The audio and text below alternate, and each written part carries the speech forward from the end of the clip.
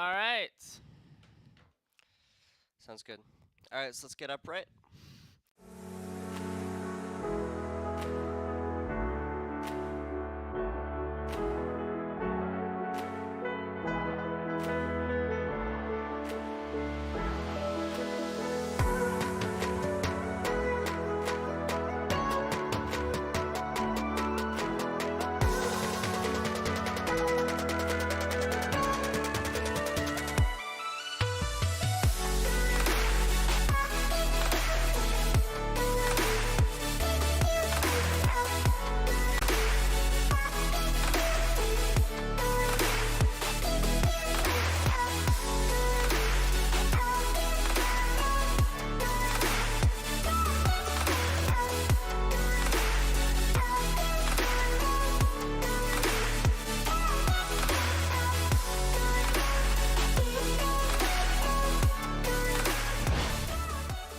Hello, everybody, and welcome back to the Minnesota Varsity League State Finals.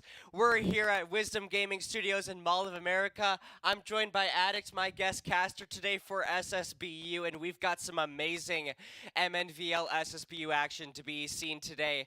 We've got some of the best players in all of Minnesota high school esports here today to fight it out to figure out who's going to win that amazing trophy over there. Can't wait to see what's going on. And I don't know, I mean, Addict, I haven't met you before, and they haven't met you before. Why don't you tell them a little bit about yourself? Hey, my name's Addict, or my tag's Addict. I've been playing Smash ever since it's been released. I've been ranked 14th before in-state, casting and playing my whole life, and this is the first big event. I've ever done. And I'm very excited and nervous for it. It's okay, you'll get in the flow. I mean, we're just here to have a fun time, right? And also, I want to give a big shout out to Torrent. Torrent are the sponsors of the Minnesota Varsity League. They make it so that the players here can play for free and so that we can host amazing events like this. You've got all the players lined up currently in the play area getting ready to go. We've got Echo and Dead Maniac to start it off today, both with their own really good respective records, but sitting at 8th and 9th seeds respectively. So really curious to see what they're going to be able to do here, but that's going to be it for now. When we come back, we're going to get into some SSBU action.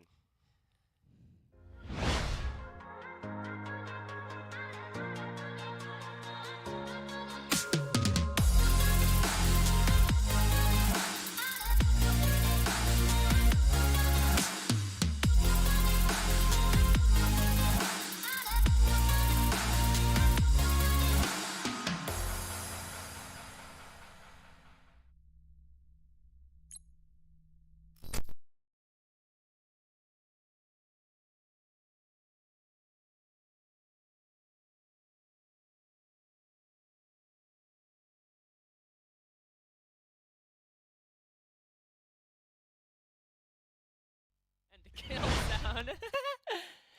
All right, so we're going into match 2. Echo took the first match. Yeah, so Echo took the first match. Sorry, we couldn't show that first one so far, but hey, we're about to go into the second one.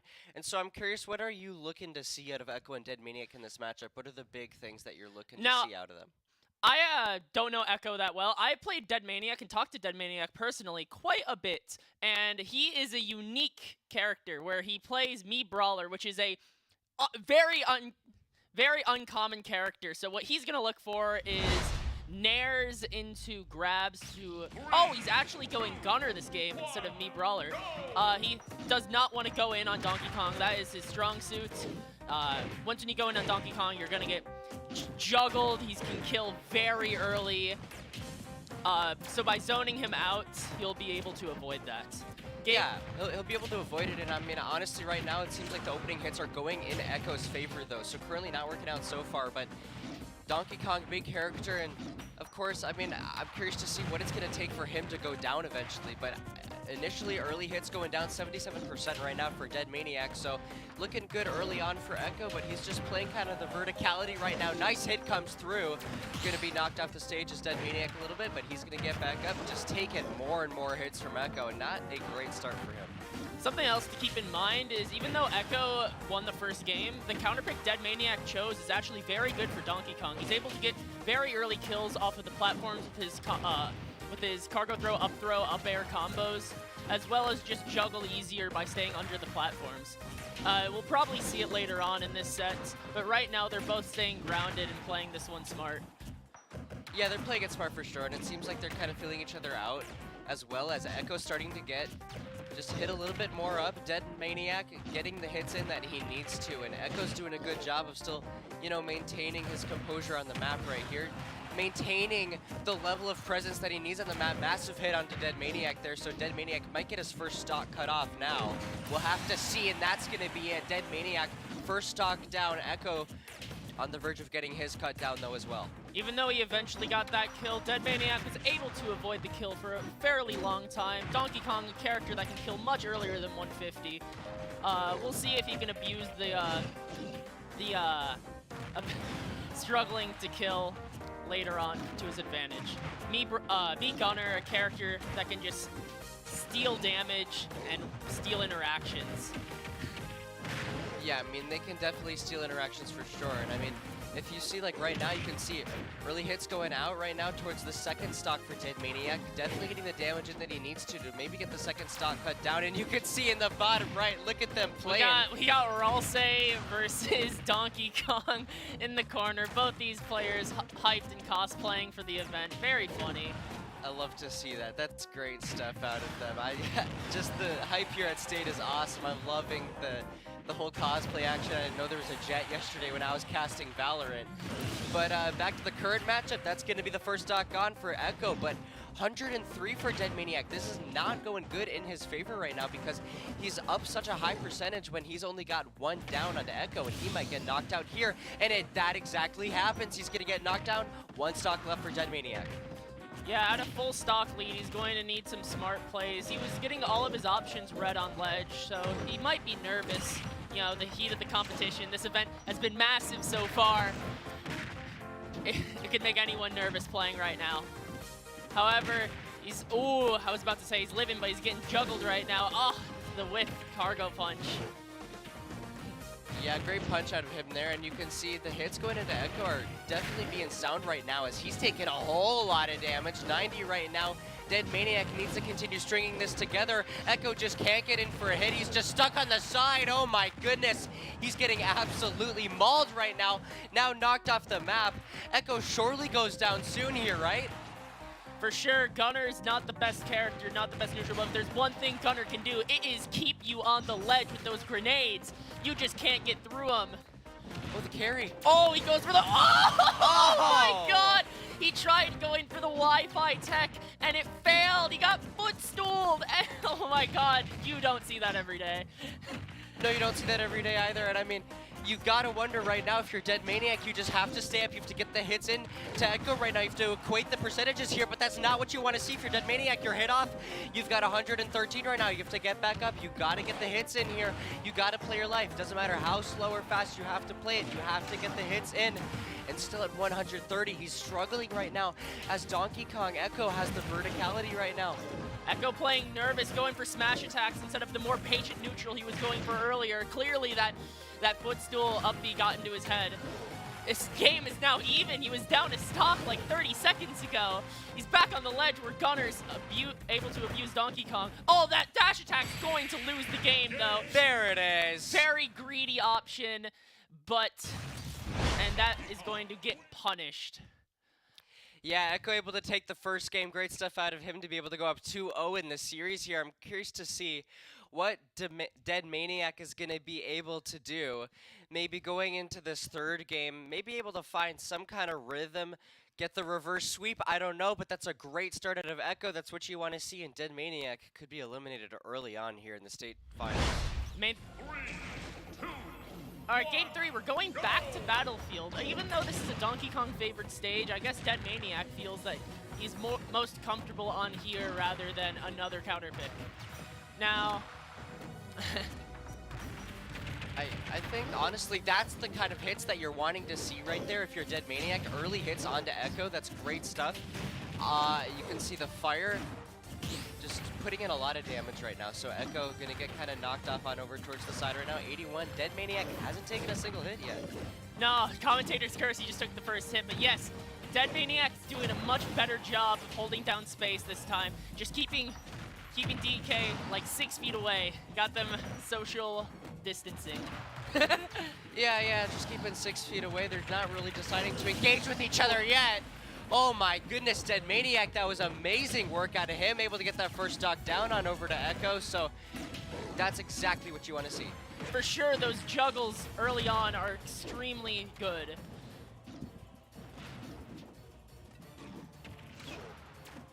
Great early on juggles. I'm really curious to see maybe what he's going to be able to continue as Dead Maniac. Currently sitting at 84, might be struggling a bit right now as Echo going to take some more hits though. Maybe he could get this second stock down. For sure, he's able to secure a lot of extra credit right here, securing 59% so far. Ooh, DK or Echo just fishing right now. I feel like once when he's behind, he gets really nervous and starts throwing those like big options, smash attacks, up B, just big scary moves that yeah, I mean, that's what you see is that you just want that hit down, and that's exactly what he's going to do. 2-2 now. 2 stocks on the side of each of these players right now. Dead Maniac's trying to stay alive in the tournament, trying to stay alive in the series. He needs to find some rhythm, and that might be it. Maybe able to get Echo off stage without taking a single hit. 139 right now is Echo. 152 just put him in the ground. Get him off that stage. Dead Maniac is just making that ledge his playground. Just throwing bombs, just throwing grenades. DK can't maneuver through them. You never want to be on that ledge against Dead Maniac. No, sir. Yeah, you do not want to be on that ledge because he is just abusing it, and he is not going to let it go. He needs to get the stock, though, right now because he can't take too much damage going into his next stock. Otherwise, you could be in really bad territory if you're Dead Maniac.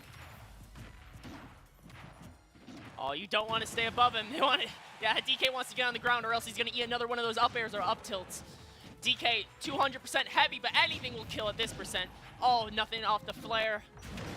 Oh, the charge punch going through the grenade. That move has armor, so it can go through any move. I thought that surely could have been it right there. That flare was insane. Just able to almost completely knock him off the mount, and I cannot believe it. Dead Maniac should have had that stock. I feel like that's a choke right there. There he is. He's able to finally get it. So 0-0 full reset. It doesn't go too bad in his favor now. But now it's going to be down to the very wire. Both these players seem to have a very good neutral and are very comfortable. But when it comes to killing, they just seem to stutter. Dead Maniac, of course, once when he gets them on ledge, and Echo, once when they get a grab, they're able to secure. But I don't know. Also, that up B killing, whiffing, is a downside to that up B. You can, as gunner, you can choose 3 different ones. And that one kills but has less recovery. But less about that. Oh, Echo, is he gonna kill off of that? Not quite. It's close though, you don't want. Oh, he reversed it! He reversed it, and now he's just trying to close it out on over towards the side of the ring right now, able to knock Dead Maniac off. Another big hit, but Dead Maniac able to get back up onto the stage right now. Echo falling off. He needs to find the one big hit that he needs. 143 right now. He's struggling. He gets knocked out. Not quite. He's still in his playground. Oh, there no, that grab is going to kill. That's devastating. That's a 3-0 from Echo against Dead Maniac. Now, both these players played extremely well, but when it came to killing, it seemed like Echo just had the advantage. Yeah, I mean, Echo had the advantage for sure, and that 3-0 is definitely a way that you want to start off the tournament. It's good momentum. And Dead Maniac eliminated early. Hate to see it, but yeah, Echo, he's going to be moving on in the bracket, so curious to see what he's going to be able to do in this tournament. But when we come back, we've got Down Bad versus T-Money, so don't go anywhere, anybody. We've got some more SSBU action on the way.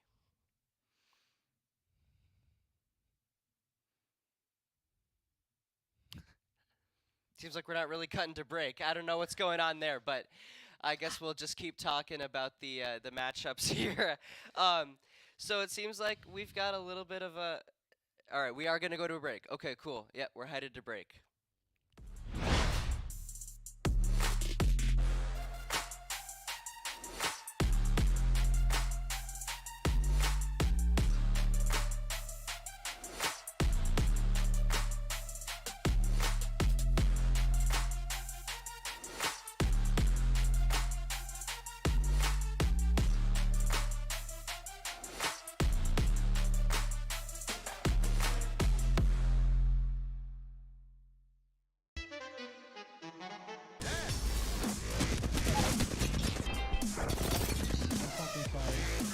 Oh my god, I'm you're so gone. sorry. I had to. Drop me! That's one! Flash! Kill another! One! Kill them all dead!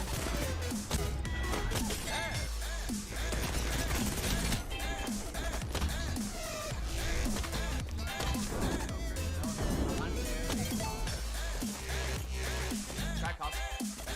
Flash on you, flash on you. Is this thing called jazz?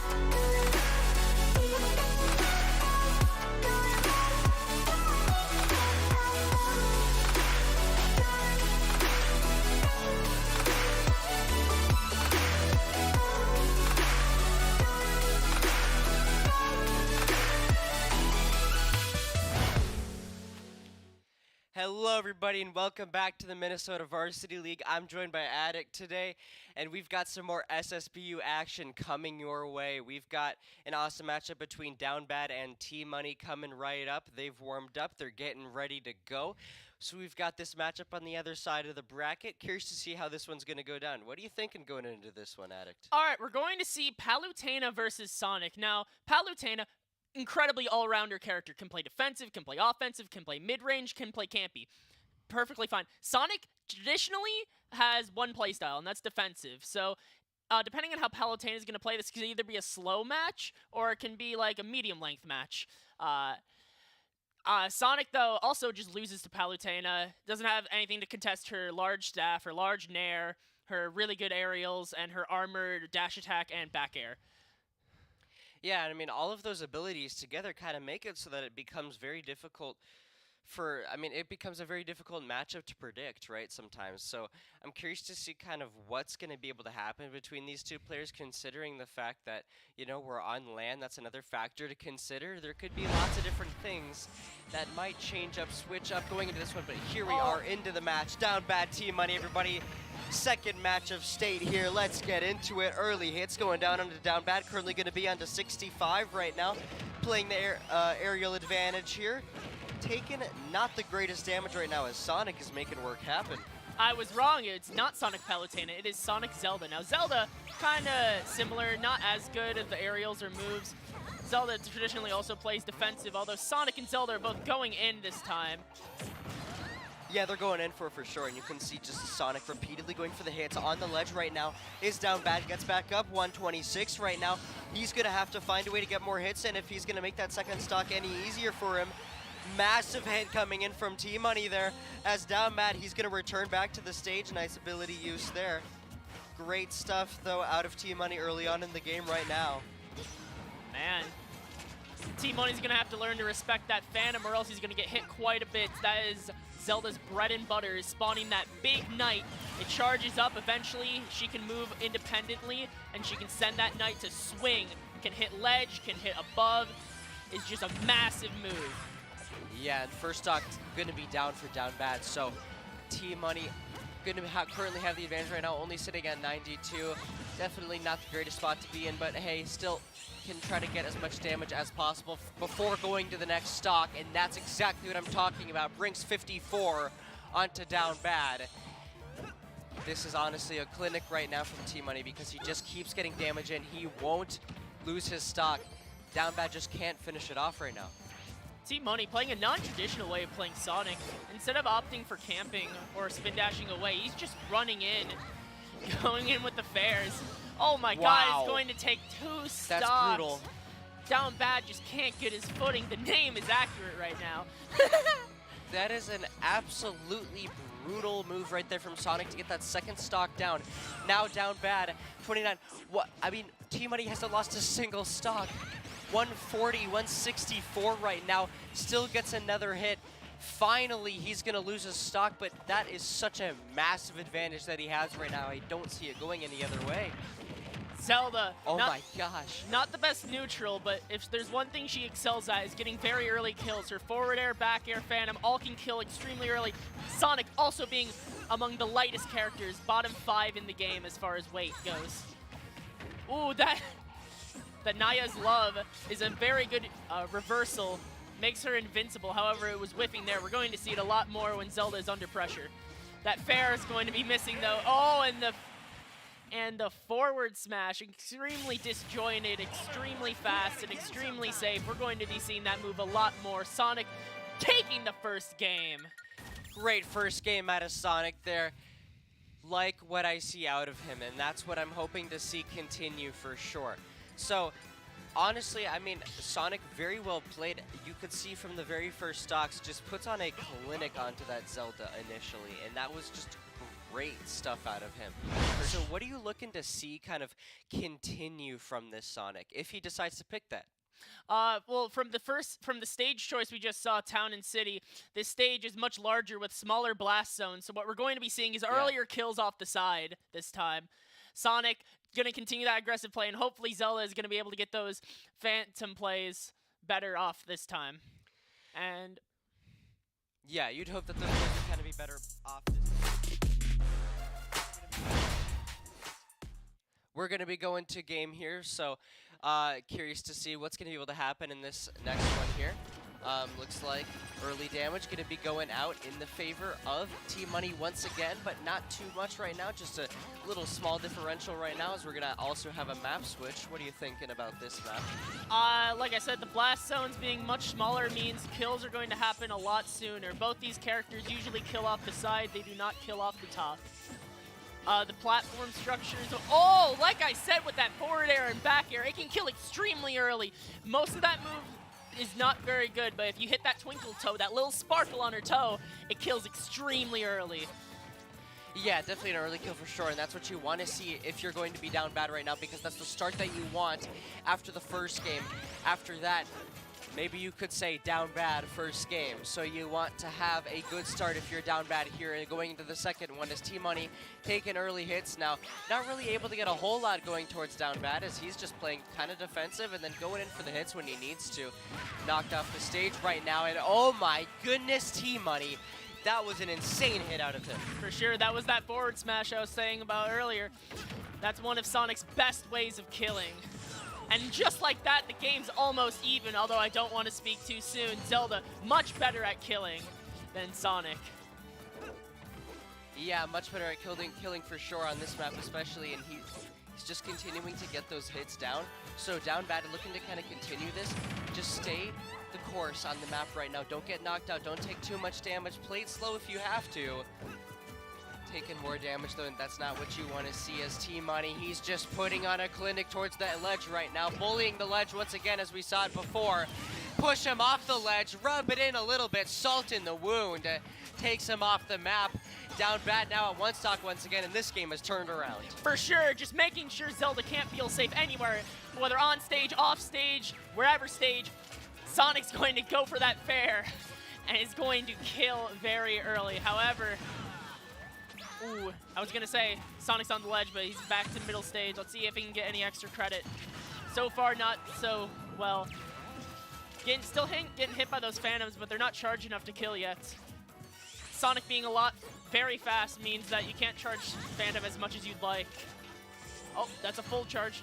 Oh, and that's an unfortunate SD. Tried going for the ledge cancel, but overshot it a bit too much. So his second game going to go to Team Money. Yeah, Team Money. Yeah. I gotta say, that's kind of a tragic result there at the end. I mean, that was like, you saw down bad open that up the way that he was supposed to, you know? He was getting the hits in, he was playing defensive, goes in for the attack when he needs to, but then suddenly Team Money turns it around. So it's currently 2-0 for Team Money because he's able to turn that around and just flip that game on its head, and he's looking to close out this series now unless down bad can get a first sweep. For sure. In game 3, we're going to see a character change. Pyramithra, much better on the tier list. Much more aggressive than Zelda too. Let's hope this character change does better for down bad. Yeah, hopefully the character change is going to be able to change something up for down bad. You know, that's the thing with SSBU, is that the characters can mean it all in the end sometimes when it comes to strategies. Of course, it's the player with the controller, but in the end, I mean, you know, characters, they can do quite a bit. They can change the course. So curious to see if this character switch is going to do anything, but right now, not so much, because Team Money early hits down onto down bad are looking good.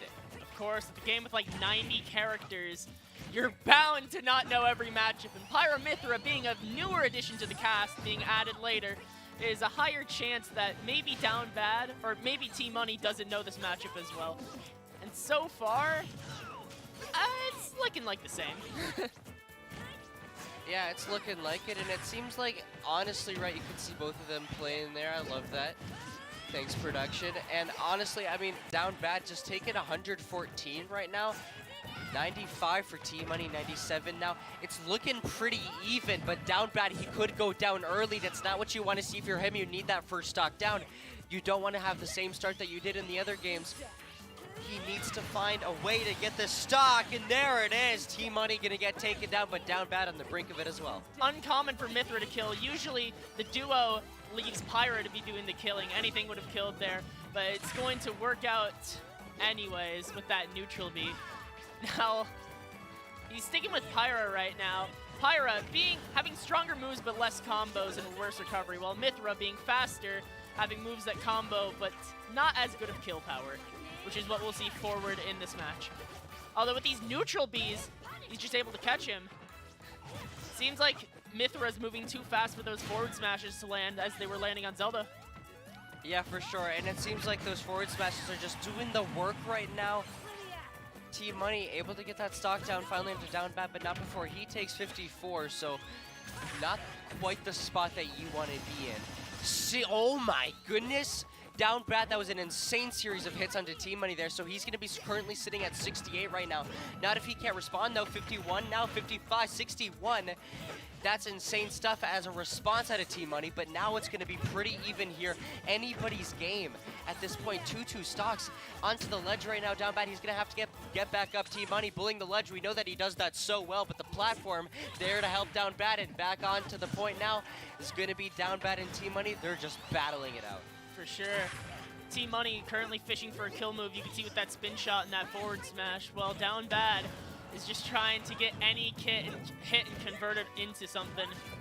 That Prominence Revolt, very early kill move, but very punishable. Team Money going to defend it and forward smash him. Yeah, great stuff out of Team Money. Currently sitting at 97 though, so could get a stock down early here, maybe a little bit onto this stock for Down bad. His goal is to try to get as much damage as he can before his stock goes away onto Down bad, and he's doing exactly that. Oh my God.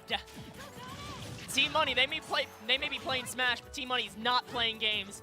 He just keeps on putting that aggression. Got 72% extra credit. Oh, 84 off stage, that spin shot. Not quite with the pair though. Oh my goodness, Down bad. He just needs to play this so carefully right now, otherwise he is out of the tournament. Team Money currently sitting at 131, could go to the last stock right now. He'll come back at 0 with the massive advantage. That's not the hits that you want to see if you're Down bad, even if you eliminate him, because that is going to result in Team Money coming back at 0. Stock now gone, 1-1 now, 0 to 109 though. This is not looking good for Down bad. He's not looking good, but this is Smash Ultimate. Anything is possible. Comebacks. He's got plenty of rage right now. The higher percent you are, the more knockback your moves do. And just like that, anything can kill right now with Pyra. Let's see if he switches to Pyra though. Oh, there she is. Oh, that would have killed, but not quite. Just barely whiffing. Team Money looking to close it out right now is Down bad, trying to do whatever he can to keep it alive, to keep floating in this game. Team Money, though, currently sitting at 75, though. Little bit of a scary situation, but not as much as the 146 on the side of Down bad. Oh, trying to close it out. Oh my God! Smash! That was insane. For sure, that's what I'm saying. He was behind, he was at 100%. Like the stock just ended. Anything's possible with that massive Pyra F smash, taking it to game 4. That was unbelievable stuff. I mean, you thought surely that was going to go in the favor of Team Money, the way that the stocks were looking, the percentages. Suddenly, one big move and one big combo, and boom, it just goes in the favor of Down bad, and it just continues on to a game 4 now. So, I mean, honestly, looking at the bracket here, really curious to see what's going to be able to happen, because, you know, we've got 2 sides to the bracket right here. We've got, you know, Blaine DM winning against Blake Arlo. Oh, that's sad. You know, I go to Blake. Bummer. Blake Arlo didn't really quite take that one away, but hey, you know, Blaine DM going to be able to move on. And so we're going to be able to see kind of where those brackets meet in the middle, right? We've got 16 SSBU players. That's the format here, single elimination. So you're out. You're done. Extra pressure on the players. Usually tournaments run double elimination. A little bit different for this, though. For this one, though. Yeah, a little bit different for this one for sure. And I think that's the big thing to consider. So curious to see how this one's going to go down. We've got lots of interesting action happening. And when we come back, game 4 of Down Bad versus Team Money.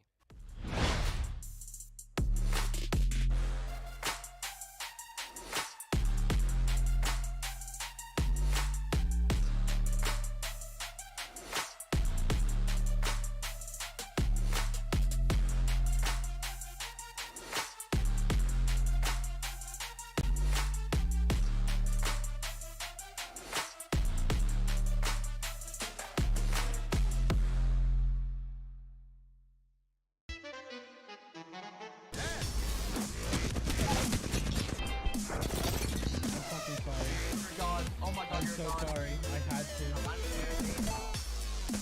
Drop me. Knocked one. Flash. Kill another. One. Kill them all. All dead.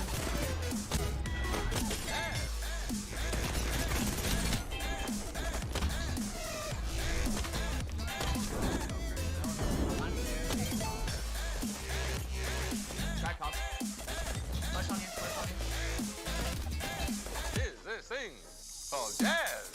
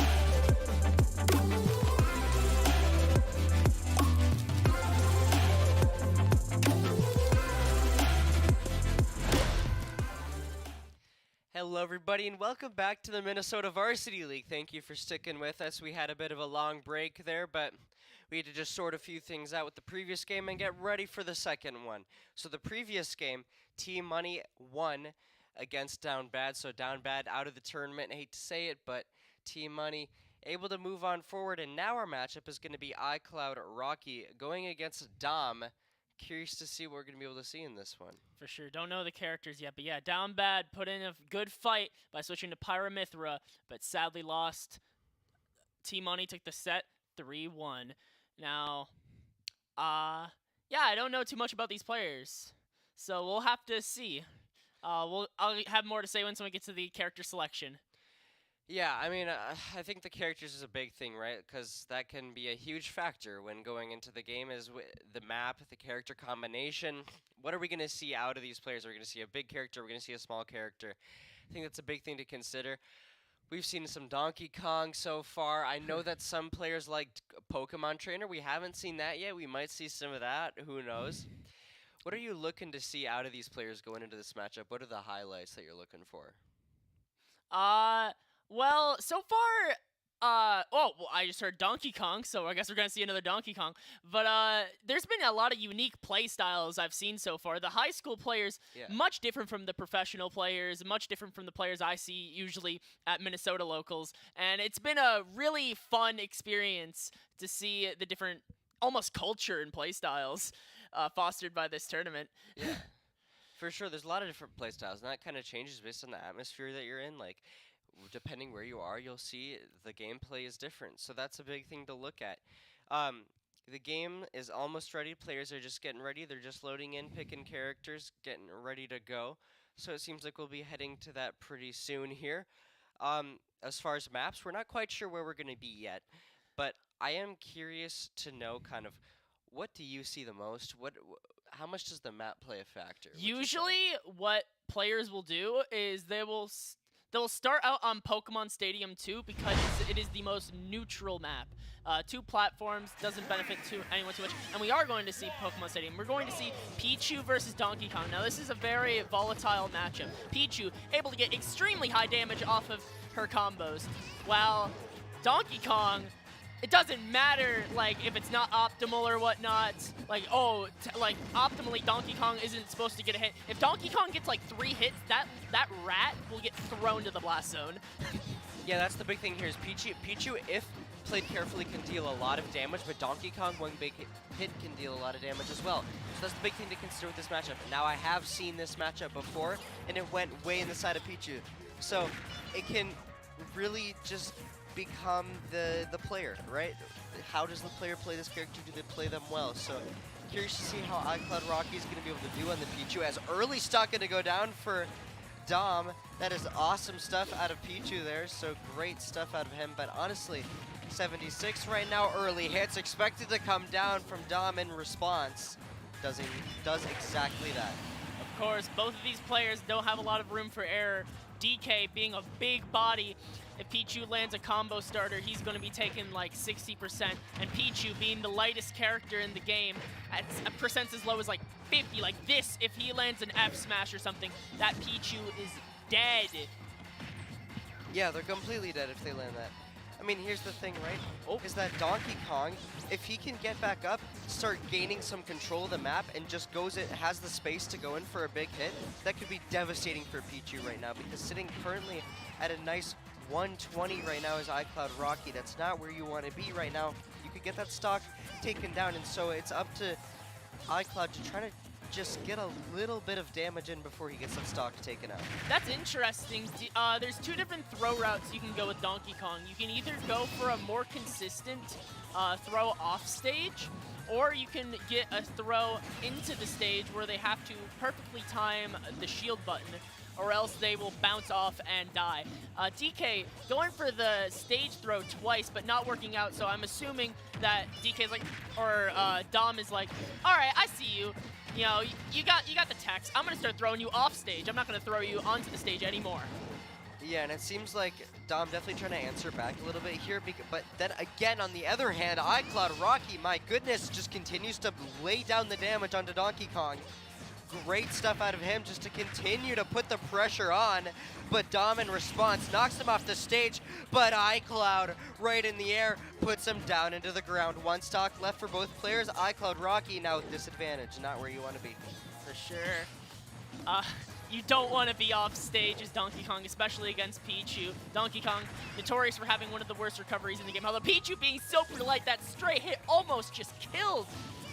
Oh, let's see, that was a whiff. Let's see if he gets anything. Nope, dropping the combo. All good though. Yeah, good combos coming out of both players right now, I've noticed. They're kind of just figuring out ways to string some abilities together and then get something going damage-wise. But right now, it's going to need to be Icloud, but it's not going to happen because Dom going to be able to knock him out.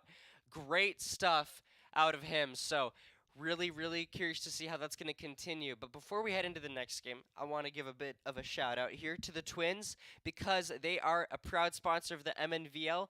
So the Minnesota Twins would love to see you at Target Field. That's why every MNVL live stream will be giving away a set of 4 tickets to a future 2022 regular season Twins home game at Target Field. Restrictions applying.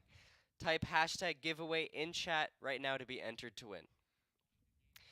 Anyway, so cool that the Twins are sponsoring us. They make it so that we can have a cool state finals like this and a cool matchup like this where we've seen Dom go up 1-0 in the series right now. Curious to see if he's going to be able to continue that addict. For sure. We've seen 2 DK so far. We saw Echo earlier against Dead Maniac, and we've seen Dom right now. And the thing that they had in common besides throws, they've taken different throw routes, but those back airs have been putting in so much work. They're really good at calling out jumps. They're extremely safe, and they've just been getting a lot of kills lately. Yeah, right. And I mean, honestly, I think right now it's definitely very even, right? Very even scoreline. You can see both players in the bottom right. They're battling out very, very focused. Icloud Rocky, though, currently sitting at 68, 69 now. Very even damages. Shields being activated for both players right when they feel like they need to. But that's what I'm talking about. Those are the opportunities that Icloud Rocky finds to get in a bunch of hits, and then that results in the first stock being down for Dom early. That's not the start that you want to see if you're Dom. No, the misinput. I don't know what he was trying to do. Perhaps like a side B off the ledge, but that Congo punch on ledge, you can't go very high with that recovery. You're not allowed to make many mistakes off stage as Donkey Kong, or else you will die. Anyway, Icloud Rocky's just rolling with it though. Just taking that momentum, got another 52%, living at 130. Anything's gonna kill that Pichu, but that Pichu is small. It's hard to hit that little rat. Yeah, definitely hard to hit it for sure, and that's why Pichu versus Donkey Kong is such an interesting matchup because it can really go either way, even though by first glance it'd be like, oh, Donkey Kong's gonna crush this tiny little rat thing. And then the reality is that Pichu packs a punch because of how small he is. So I think that's the important thing to consider here is that Icloud Rocky, he's able to get the damage in that he needs to and when he needs to at a great time. But right now, being caught on the ledge, he needs to find a way back in.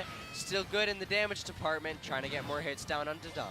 For sure, these games just keep getting evened out so quickly. Both of these players can't seem to land a killing blow. Pichu, of course, really scared to go in because, you know, one mistake and you're dead. Like, look at that! Got the grab, 80%, much earlier than other characters. Just thrown off, just like a football, just tossed. And Tommy Mommy's taking the lead again. Let's see how he carries this. Yeah, he's taking the lead again for sure, and so now up 2-1 right now, but it's going to be up to Icloud Rocky right now to get that stock down. Does just that. Going to be sitting at a comfortable 45, trying to get some hits in to equate that out for Dom, so trying to make it an even game here on this last stock and try to go up 1-0, or try to go up 1-1 in the series here. For sure, for sure. Now, Pichu. Oh, that's the spike. It's not going to kill because it hit the base, but that you can get some early cheese if you land that cloud spike. That is insane stuff out of Icloud Rocky because he's able to get that huge amount of damage and putting it in his favor despite being down the stock. For sure, he's playing fearless despite how any hit could kill him right now. Not being able to get that edge guard though. Let's see if Dom gets the corner. Is he gonna get another kill off of that? Yes, Pichu being light allows you to just get killed super early if you make a mistake. And we are going to go into game 3. We've seen Pokemon Stadium twice so far. Let's see if we see a stage change from Icloud Rocky.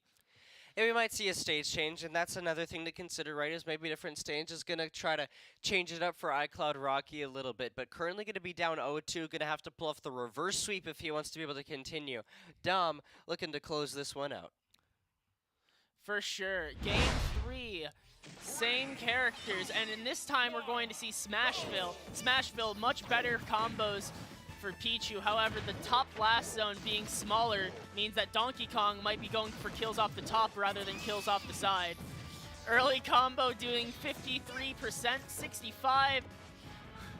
Let's see if he can ride this momentum at all. Quickly dodging those back airs, missing the jab lock. Interesting mechanic in this game. When they are on the ground, you're allowed to jab them to keep them in place, so you can land a F smash, you can land a combo starter, you can do whatever you want. You can avoid that by teching, but he doesn't do that. And Icloud Rocky taking the first stock. Massive response to get that first stock on this map here, and yeah, we were talking about it, the verticality is a big thing here for Dom. If he can go up there for a smashdown, right?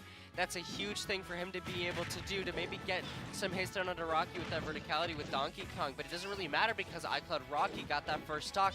So 2-2 now, even percentages. We'll have to see what Icloud Rocky's going to be able to do. Massive series of hits off the map now, though. Dom responds. That's insane. It's interesting that we saw another stage throw. He went for those a lot in the first stock, or the first game, and Icloud Rocky was able to tech all of those, but for this third game, maybe it's nerves or maybe he just wasn't expecting the mix-up, but he was able to miss that throw and got killed much earlier than expected. Now this game, not looking too good for Icloud Rocky, although anything's possible. Yeah, not looking too good again, and he's just not getting that rhythm in, right? He's not getting the hits in when he needs to. Maybe not playing his life in parts where he has to, because he just kind of gives it to him a little bit, and Dom just gets that opening. I feel like that's what's happening a little bit, but on the other hand, you know, very even percentages here, he could turn it around. Oh, for sure. I mean, even's very different for these characters when it comes to percent. It looks even, but Pichu being so like, he's standing up. He's standing, he's doing the hungry box. I don't know. He's not playing anymore. I don't know which player that is, but he is standing up. He is getting uber focused right now, locked in. If I had to guess, it's Icloud Rocky. Knowing this is his tournament stock, nothing can happen right now, or he can't throw this. All the pressure's on him. Just the adrenaline coursing through him. Yeah, the pressure is on right now because you're eliminated if you're not able to close this one out. He needs to find his rhythm right now, needs to figure it out. Icloud, maybe that standing gave him a power-up. He's been keeping him at this ledge this entire stock. That read is barely not going to kill. This is, that is the two. There it is, he stays alive. Icloud Rocky takes the game. Dom, it is 2-1 right now. Now, that is a very cheesy option, but also very good. How Pichu's F smash is also really low, so it will poke on ledge. So what happened there is DK got hit by that and tried buffering a move, and because of that, like I said, DK can't afford to make mistakes off stage. He died. Yeah, I mean, the moves there out of DK were really good, but I think the fact that you have Icloud Rocky staying in this is so big. I don't know if that was him standing up or not, but he is just trying to stay alive. He has to reverse sweep now, and now we're on a different map. Yeah, interesting stage choice. From what I've heard, the format is 2 bans. So what Donkey Kong wants is platforms, and there are 3 stages with 3 platforms, or triplats as they're called. They are Yoshi Story, Battlefield. Oh, unfortunate, but Yoshi Story, Battlefield, and Lilat. I'm assuming Yoshi Story and Battlefield were banned, and we got into Lilat. Lilat, controversial stage. I personally enjoy it, but it doesn't matter for now. Oh my God, Icloud Rocky, maybe with a bit of nerves. Yeah, that is not what you want to see early on out of Icloud Rocky, to fall off the stage there, go down a stock. So he's trying to get the hits in here to Dom right now. He's doing that, you know, he's getting to be somewhat successful with that, but Dom needs to find a rhythm right now and maybe go down and use that advantage that he fell off to try to get him down to 1. Oh, that was an interesting option. Icloud Rocky has been charging smash attacks, trying to read a roll. Dom saw that, and instead of rolling or attacking or whatever, he used that charged Congo punch off ledge to punish him. That is like a clean 30%. Pichu very uncomfortable at 112%. A grab will kill for sure here. Maybe not. No, he went for the stage throw instead of a consistent off throw. Maybe it was nerves, or maybe he just didn't know it would have killed. Or maybe he assumed Icloud Rocky would have mashed out in time. Doesn't matter though. Yeah, 2-2 now, so 172 for Icloud Rocky. Could get knocked out here. He's trying to get as much damage as he can into Dom right now, otherwise it could be in a really bad position for him. He just needs this damage so bad before he goes down the stock. He needs to find a way to get some hits in right now, but it's not gonna happen. Dom gonna knock him off. 60 right now for Dom, 1 stock left for Icloud Rocky. This stock is what the entire tournament for him rests on. It feels like when Dom was up 2-0, something clicked in Icloud Rocky and he entered the next form. he went Super Saiyan. He's trying hard now. Although he's gonna need to try a bit harder. Dom just starting to pick up on his habits. Oh, Yeah. 86%. And oh, is he gonna go for it? That is death. And Dom is going to take it 3-1. Icloud Rocky playing phenomenal, going into the clicking onto the next gear, going to try hard, standing up, but not enough, sadly. Yeah, not enough. And I gotta say, that was really well fought, though, out of Icloud Rocky. I feel like that Pichu Donkey Kong matchup is always fun to watch because it's never what you expect. It can go either way, and it's so weird. It's this little dude versus this big Donkey Kong, and it's like, you never know, but Dom able to move on. That's another 3-0 on the day.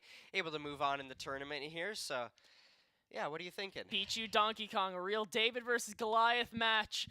And this time, Donkey Kong won. I think it was very hype, and I'm very excited to see what we have next. 2 Donkey Kongs are in this bracket so far. It'd be funny if they met at all. Yeah, for sure. I mean, there's a lot of Donkey Kongs I've seen in MNVL, so we might probably see some more of those today. But coming up next, we've got a quarterfinals matchup to take place. So when we come back, we've got some quarterfinals action here at SSBU MNVL State Finals.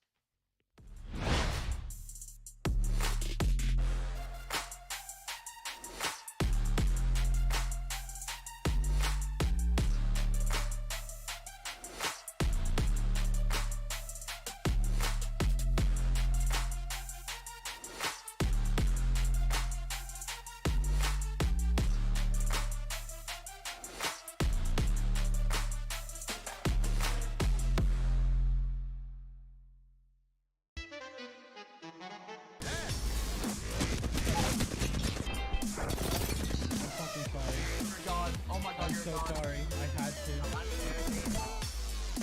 Drop me! Knocked one! Flash! Killed another! One!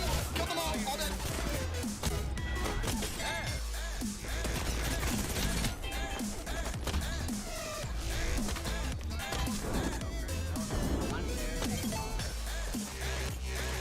Track off.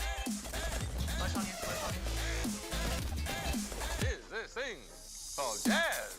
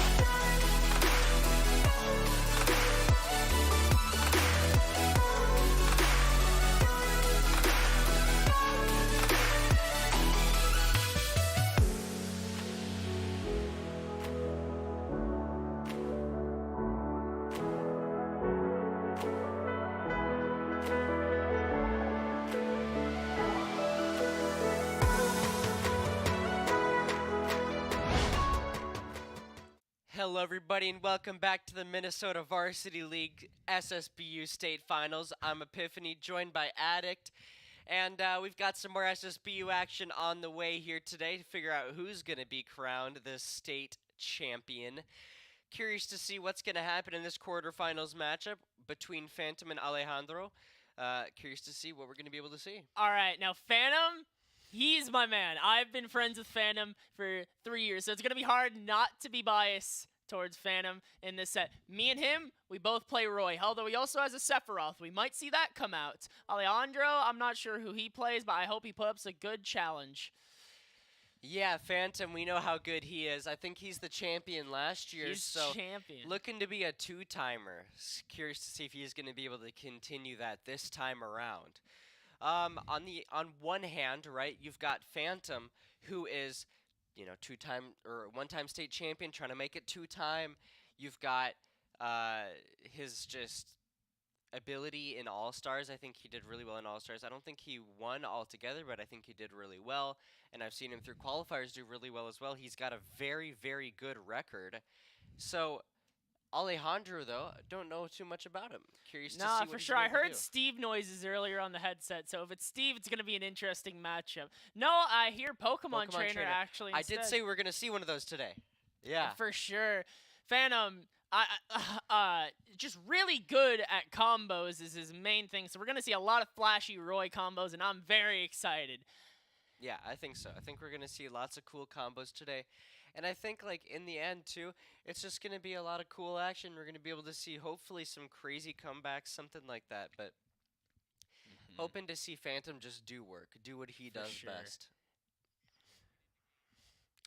So we are getting ready to get into game. We'll be there in just a few seconds. So, yeah, here we go.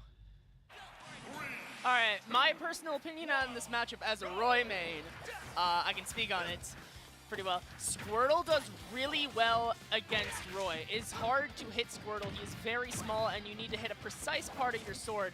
You can kind of see it. It's the white part of the sword. That is the sweet spot. It deals more damage, and it combos better.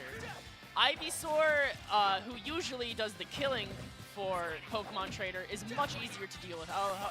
However, Phantom, just put him on ledge. This is a very good spot for Roy, and very good spot for Phantom as well.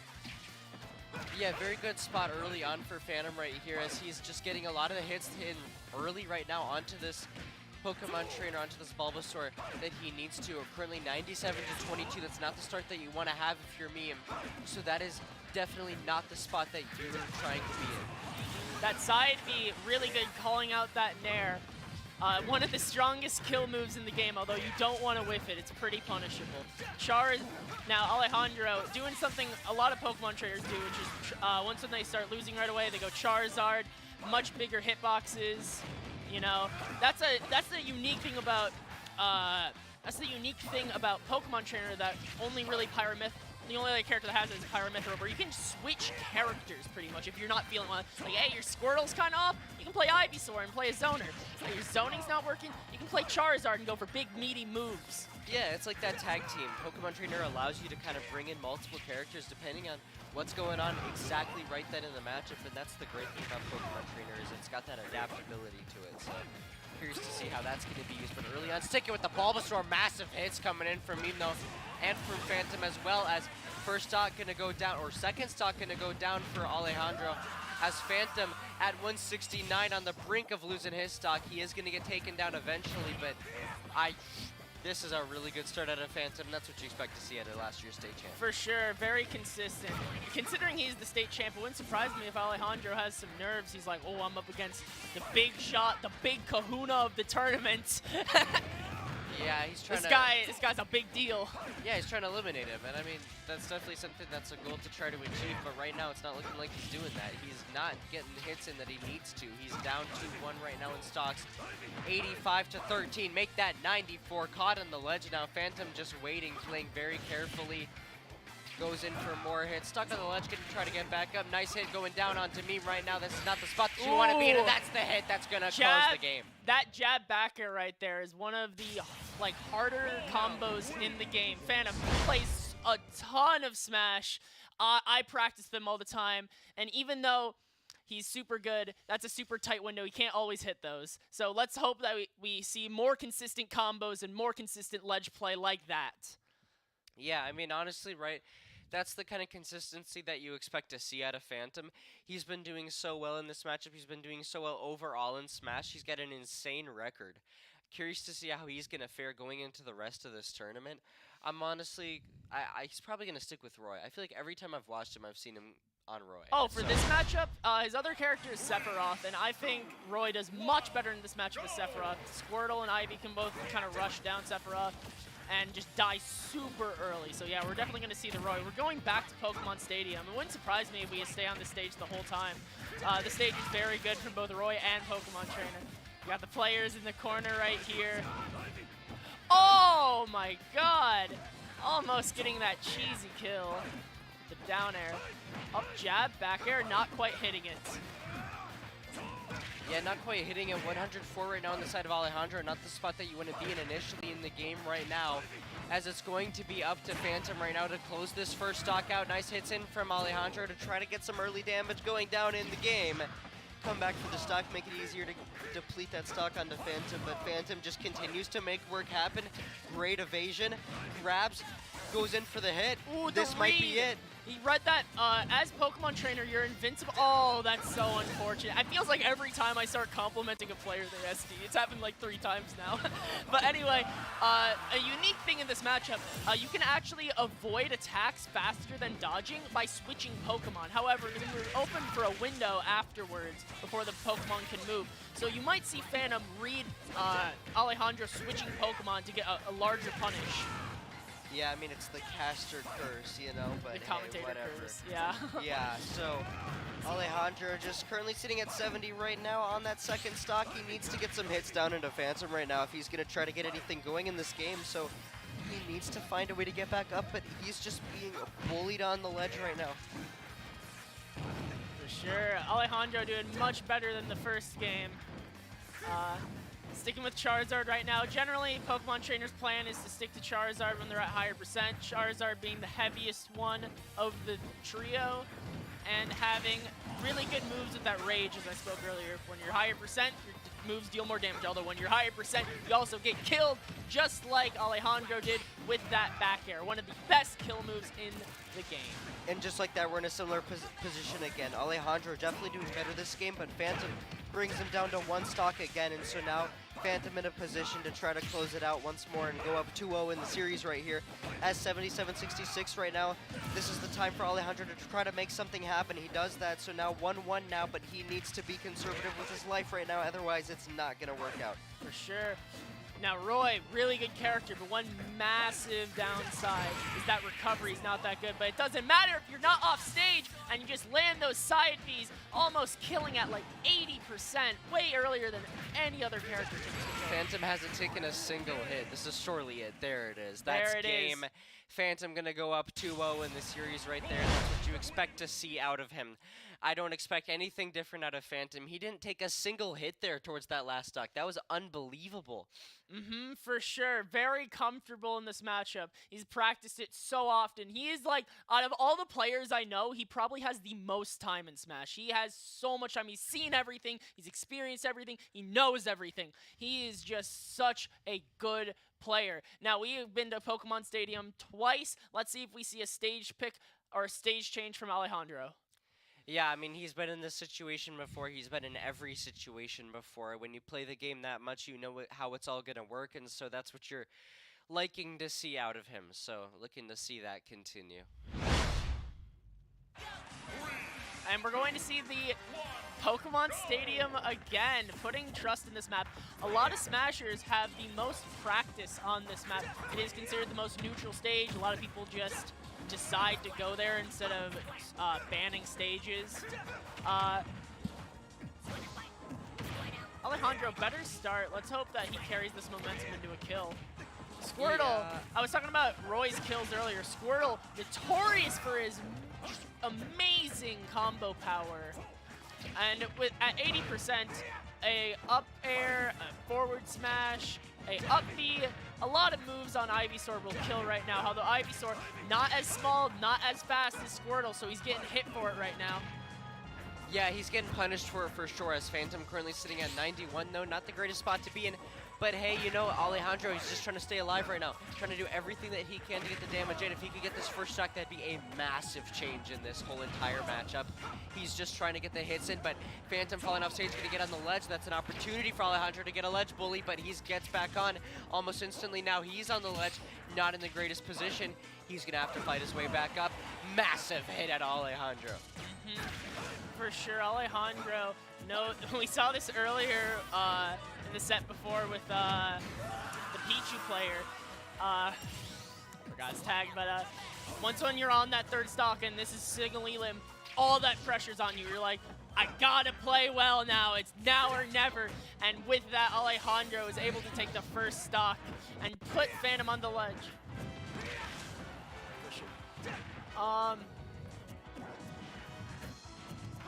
Although the roles got reversed real quick somehow. Phantom had him on the ledge, even though... Oh! Not able to land that jab back air combo. Oh! There we go. There it is. Opposite of commentator's curse. That was commentator's blessing. Exactly. Yeah, we kind of blessed him a little bit there, but hey, you know what? 2-2 now, so Phantom and Alejandro are going to be at 2 apiece right now, as Phantom taking the early hits once more. This is what you want to see for Alejandro, getting the hits in, just continuing to deal the damage down on the map right now, as Phantom returning fire now, gonna massive hits, but puts him off the edge right now, grabbing back on, gonna have to find his way back up. 69-69, it doesn't get closer than this.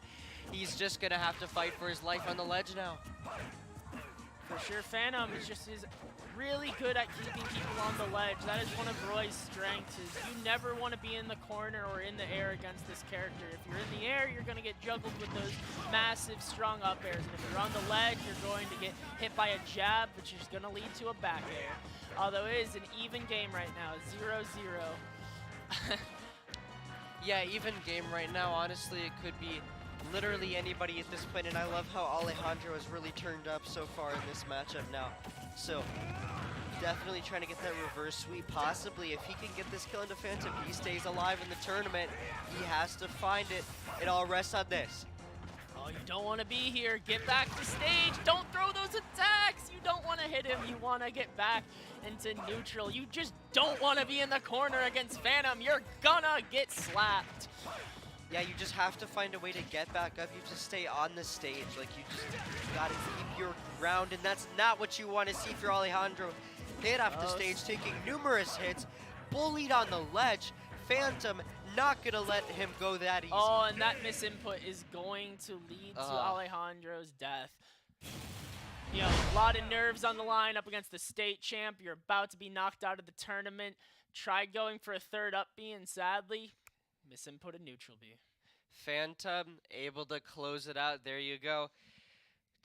3-0. That's pretty dominant. So he's going to move on in the bracket. Let's talk about the bracket. Let's take a look at it. So we've got, of course, 2 different sides to it. We don't have it on the screen right now, but we've got it right here. So we've got our current quarterfinals happening. And after that, we'll be moving on to semis. And then the 2 brackets will meet. There we go. Thank you, production. So yeah, we've got Cedar Mountain Echo, Tonka Dom.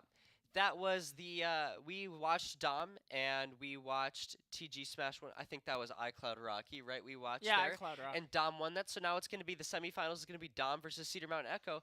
And now we have on the other side, it's going to be Blaine T-Money versus Phantom. So, really curious to see how those are going to go down. And then the winner of those 2 going to move on to our grand finals. I feel like it's gone so quick. I know. mean, there's been so many matches going on in the background that we haven't even been looking at. And they've just been battling it out over there in the studio. For sure. These matches have been spicy and fast. A very hype gameplay so far. I'm excited to see what these top 4 players will be doing. Yeah, I mean, any person that gets eliminated now, at least they can sit comfortably knowing, hey, I got top 4 in state. So, curious to see who's going to be able to come out on the tippy top, though. When we come back, we've got our semifinals action. We'll see you soon.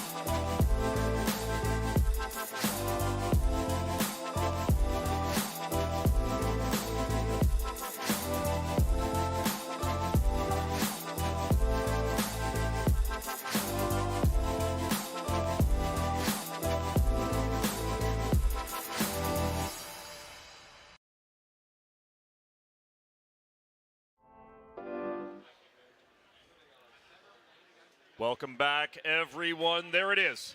There it is, what they are all playing for and what two teams have the opportunity to win right now. It is Los Tigres looking for a third straight state championship here at MNVL, but AFSA just went ahead and unseated the only undefeated team in Minecraft this season, and they are on to take out the reigning champs. What do you think about that, Aries? Well, I mean, this has been a game that I have been super excited for. I've said it before, I'm cheering for AFSA here. I'm super hyped that they managed to make it this far. And I am hoping that they can manage to clutch this game out. But at the same time, Los Tigres, I mean, we've seen some great things out of them so far, and so this could be a shutdown for them too. It really could be. We are running the same best-of-3 format here in the finals. So, best of 3, first of 2 will decide it. Is it the AFSA Eagles who come out in a kind of, I mean, not really a Cinderella story, but coming out as sort of the dark horse on the season, right? A new squad that is really making their waves. Are they able to do it, or is it Los Tigres with that high-flying, very fast-acting offense and attack that takes them to a third straight title? We shall see momentarily. You saw the trophy there. You saw the players getting ready. All tech issues, knock on wood, have been ironed out here, and we will be on the map shortly. Cannot wait to get into it, Aries. It's going to be an absolute banger of a matchup and championship for these two. Truly, for sure. We have seen in the past, Los Tigres have been playing very aggressively, and I'm just waiting to see how AFSA is going to choose to battle that. Because oftentimes Los Tigres push out too far, and we saw that SLP was able to, when Los Tigres pushed out, get to their bed and destroy it. And I wonder if AFSA might be able to do something similar here. That's probably going to be their best hope here, but they're going to have to withstand that attack from Los Tigres because we know that that is devastating. Yep, it really is. It really is so devastating that they were able to take out SLP after SLP won the first map off of South, right? So when they get their offense going, and when they get that snowball rolling down the hill, it is going to be an avalanche very, very quickly. Does AFSA have what it takes on the defensive side, but also middle control and on the offensive side? Because it has seemed like the best defense against Los Tigres is a really solid offense. Right, yeah. They are really going to just have to occupy that middle and those diamond generators and just not let Los Tigres gain any ground because, I mean, they're a team where you give them an inch, they're going to take a mile. Yep. You give them anything, and that's lights out. You have to hold them back, or else it's done. So AFSA is really going to have to work hard here to do that exact thing. They certainly are, yes. And as you said it, high-flying, fast-acting offense from Los Tigres. And to our point here, AFSA Eagles. AFSA Eagles, they need to flex on Los Tigres right now. They need to get in their faces and make it happen on the first map, which is going to be Yoshi. By the way, excited to see Yoshi in the middle of that island. Giant island in the middle of the map. So a lot of opportunity, whether you go for the ground play or you are going for the high rise up towards the top of one of those eggs or the top of Yoshi's dome piece. Schnuggin. Yep. Indeed. But one thing you have to remember, Yoshi is an interesting map pick because Los Tigres are very dominant on that map. They excel when there is wide open space, and Yoshi is nothing but wide open space. So I'm expecting AFSA to maybe struggle a bit here, but I think that they have a solid chance at stopping those Los Tigres attack because we've seen AFSA before. They're pretty good at playing the long game. They're pretty good at just stalling and waiting out and just chilling at their own base and defending. And then as soon as Emerald 2 hits, boom, they push towards mid, they get those Ender Pearls, and then it's lights out. Yep. They just have to survive that long. That's what I think is going to really be the deciding factor as to who wins this game. It's just going to be more of a battle of can Los Tigres kill AFSA before that ticking time bomb runs down. I completely agree, right? Can they outlast what Los Tigres are inevitably going to bring on the offensive side of this Minecraft Bed Wars, right? They take advantage of any opportunity that they can, and they are very quick, extremely quick when they get to your bed. So we have seen them break apart defenses before that are built over a period of time through Emerald 2, Diamond 2. You see teams like SLP building their defense. It's not enough against Los Tigres, right? So that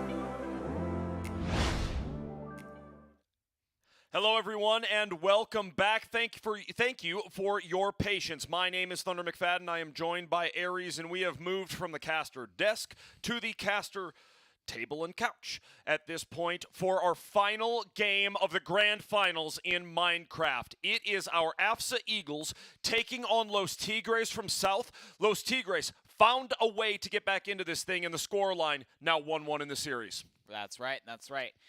We had some quick tech troubles, but all that should be behind us now. We are back, and we are ready to see this third game that we should be going into quite soon here. It is going to be on Yoshi, correct?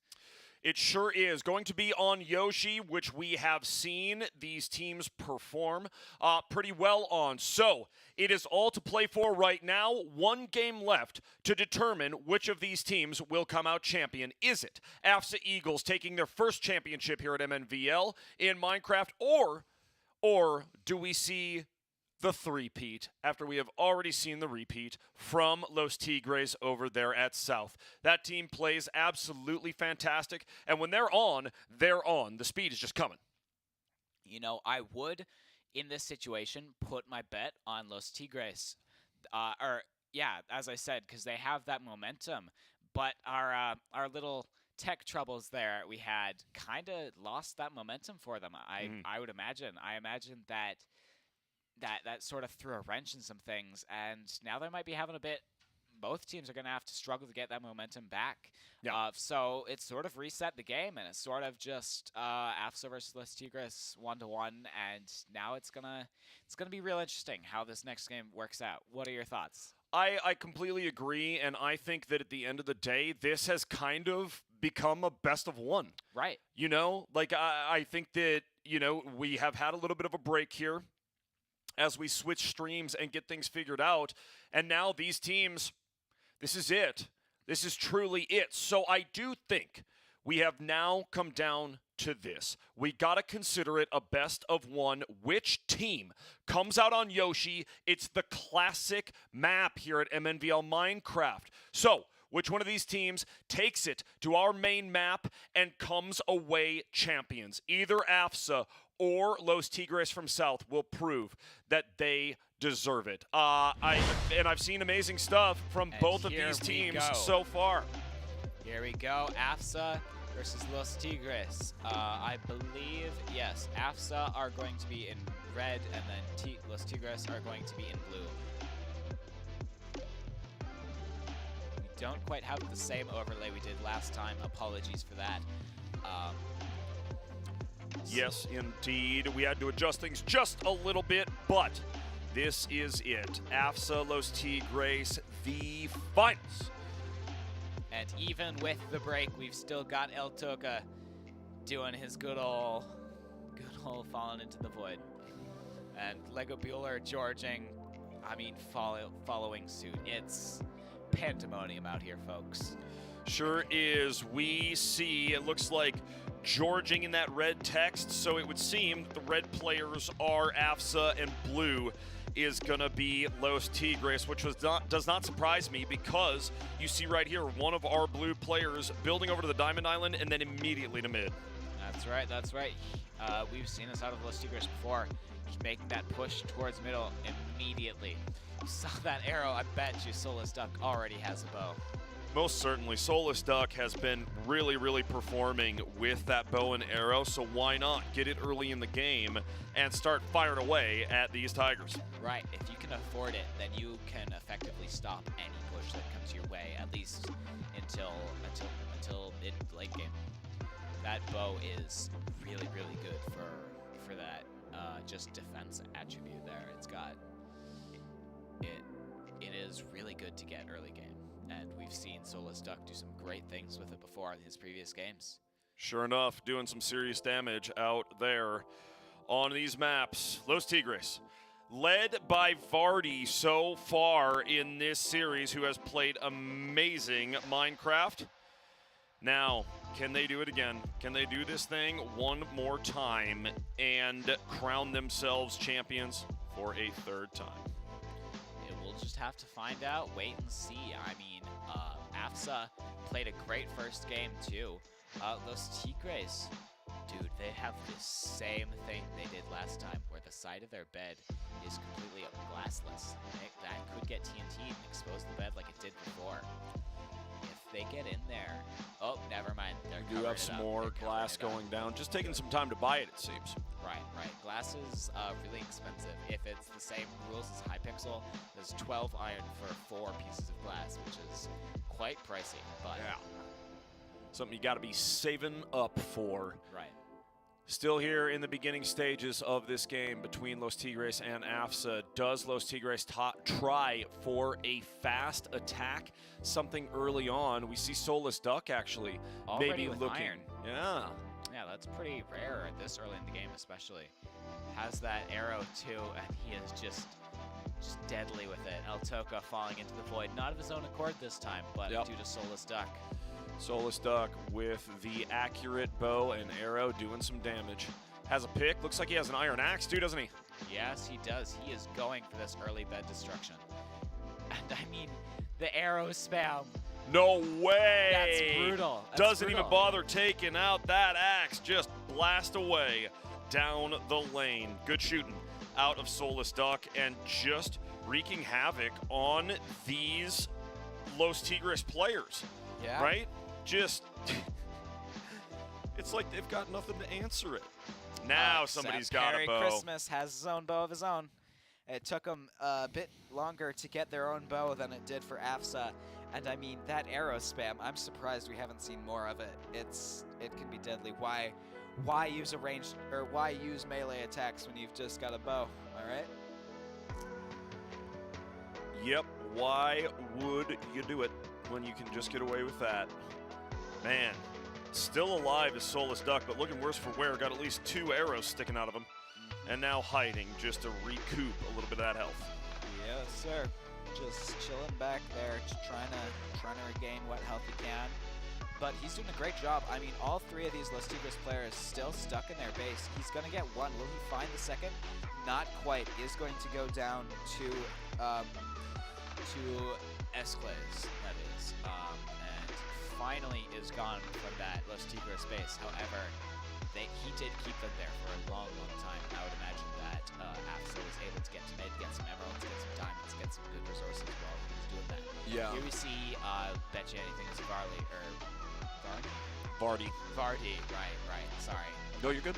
It's hard without the overlay. But you're right. I mean, you knew who it was, certainly, because it always is Vardy on this type of solo attack, the distraction attack, whatever you want to call it. Always tends to be Vardy in the mix. That's right, that's right. He goes for these. He just goes in, sees what he can do, and then dies and comes right on back. And here he outplayed Lego Bueller a little bit. Getting above him and getting around Welcome him, back, and ladies and now, gentlemen, to the Minnesota it's Varsity League so stream. stuck with We those are getting our arrows. Rocket League kicked just off mean, right now, man. and we Come have a on. very Enderpearling special back, but guest. is That is going right, to die due to Torrent's the fall very damage you own take Dapper when you joining me to Enderpearl. kick That's a off the little- Rocket little League. thing. Let's When you hear it, Enderpearl, ladies you and take 2 gentlemen. hearts This of guy's a damage, no local matter how legend. much Let's hear health it. you have. And so if you're at less than 2 hearts health and you throw that Enderpearl, then that's gonna kill you. Sure is. Well, a tough situation to find yourself in, but in a pinch, sometimes you really just have to be throwing those ender pearls and hoping for the best. But here we got Soulless Duck and Lego Bueller coming over towards Los Tigres. They've really been putting this aggression on the South squad here and flipping the tables, really. I mean, this is South who is now playing defensively, whereas Los Tigres are pushing over towards... I think Soulless Duck is still going on the offensive. I mean, he didn't look like he was turning back. I wonder where he is now. Yeah, it's a good question. It really, to that point, though, Los Tigres played a lot of defense in the last game. Oh, there it was. El Toca was shoot by Soulless Duck. And here is Vardy again going in for it. Lego Bueller coming up behind. Not going to let him get away. Or maybe he is. Oof. Vardy there. And Lego Bueller is done, and so is Vardy. Quadro there with the trade. Couple of knocks, and yes, they go ahead and get Vardy off of the map and out of their hair. This is really the most important thing. They just want him He'll gone. be right back quite soon, I'm sure of it. Where's Sola stuck? I feel like I haven't seen him in a little bit. I don't think he's at red base. Is he still over at towards blue base? That's a good question. Definitely a good question. This map, as we have said, is extremely large and a lot of different interesting opportunities for attack, whether you're coming in solo or you're coming in with the crew. For sure. I think at this point he might have respawned and gone back to his base. I don't know. I'm not seeing him. Either that or he's playing real sneaky. Here we see Vardy again going in for these plays. Just trying to cause some mild annoyance. I mean, he knows he's probably not going to get the bed. He knows there's probably not much he can realistically do here. But, I mean, if he could just cause some general annoyance. The block clutch coming out, that was pretty impressive. I like to see that. Pretty solid stuff. And, I mean, a move like that you would almost expect from Vardy with how well he's proven he can play. Sola stuck here. Misses one, hits one, misses another. But Vardy is poisoned here. And is just going to get peppered by arrows as he comes in. And by the time he gets to Sola stuck, I mean, he's already almost dead. That arrow spam, it's brutal. It's disgusting, honestly. It is, and it does a lot of work for this team over here at AFSA. Spamming away with the bow and arrow. Not so bad. Emerald 2 in 2:44. This is going to be another long game. I do not doubt it. Oops. Oh, no. Who was that? Sola stuck, fell into the void. Tried to Ender Pearl back up to save himself, but just couldn't quite land it. All right. Well, Lego Bueller already has diamond armor. This is what they were missing last round. They couldn't quite get that advantage in terms of gear and equipment. But I think they definitely have it now, and I think Sola Duck did as well. Lego Bueller, I'm surprised, is not waiting for his teammates to back him up. Instead, just choosing to go in solo, unless he's going to wait at Diamond Gen. Which it looks like he might. Yep. It is possible. I think you saw him throw that diamond, actually. It's a jump potion as well. Big certainly ups. Got the Ender Pearl. And just waiting to try and draw them out of their base to Ender Pearl behind them is my bet. El Toka, that's not going to work. Yes, there it is. There it is. Gonna Ender Pearl. El Toka falls into the void. But so does Lego Bueller because it lands on the side. Oh, man. What a game. What a game. Or what a play. Yep. Just Almost missing hits that there. Ender Pearl. But yeah, you saw Lego Bueller baiting El Toka out towards the Diamond Gen. And then as soon as he's pretty far out, he throws that Ender Pearl so he doesn't have to worry about him anymore. It's a pretty sneaky play. Very sneaky play, but it's going to take something a lot more sneaky than that to catch a dub here. Los Tigres and AFSA. Right, right. Vardy, I feel like, has not really been doing all that much aggression, at least not recently. But as I say that, I think he was making a push out towards mid, might be going over more towards red base here. Just have to wait and find out, I guess. Yep, there he is. Uh-oh. Oh, Here no. comes Vardy, and he gets inside. He gets behind him. Is this it? No. Gets taken out by Quadro. An amazing defensive effort. I was sure Vardy was going to take out that bed. Same here. I wonder how close he got. I mean, that defense is a bunch of layers thick. And also, it's too wide, which is really interesting. I wonder why they did that. Normally, when you go with those butterfly defense, you only see one wide. Or three in rare circumstances. But this one is two. That's interesting. I guess it kind of is throwing off the enemy. Like, they don't quite know where the bed is, because it's... I mean, normally you can just find the center of the defense, and it's right under that, but not this time. Bridge Eggs coming in. And Emerald Generators at Tier 2. I think last game we saw Diamond Generators, maybe, and Emerald Generators get to Tier 3. I don't know that we saw Emerald Generators Tier 3, but it might have happened while the stream was out. Solus Duck going to go down. I wonder if the Ender Pearl landed or if it just missed. I believe it must have missed. It's a distinct possibility. I thought it landed, but it was kind of hard to see from that angle. Right.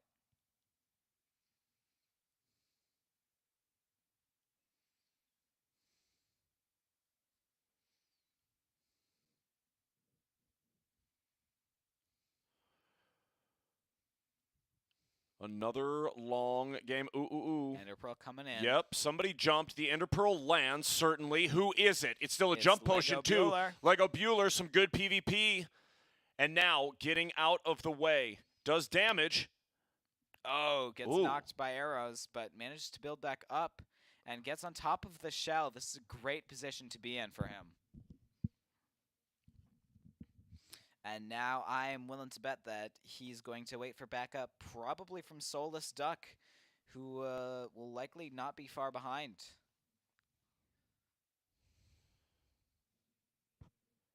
And if Soulless Duck can get here before, if Soulless Duck can manage to get here before they manage to kill Lego Bueller, that could be it. That could be all she wrote.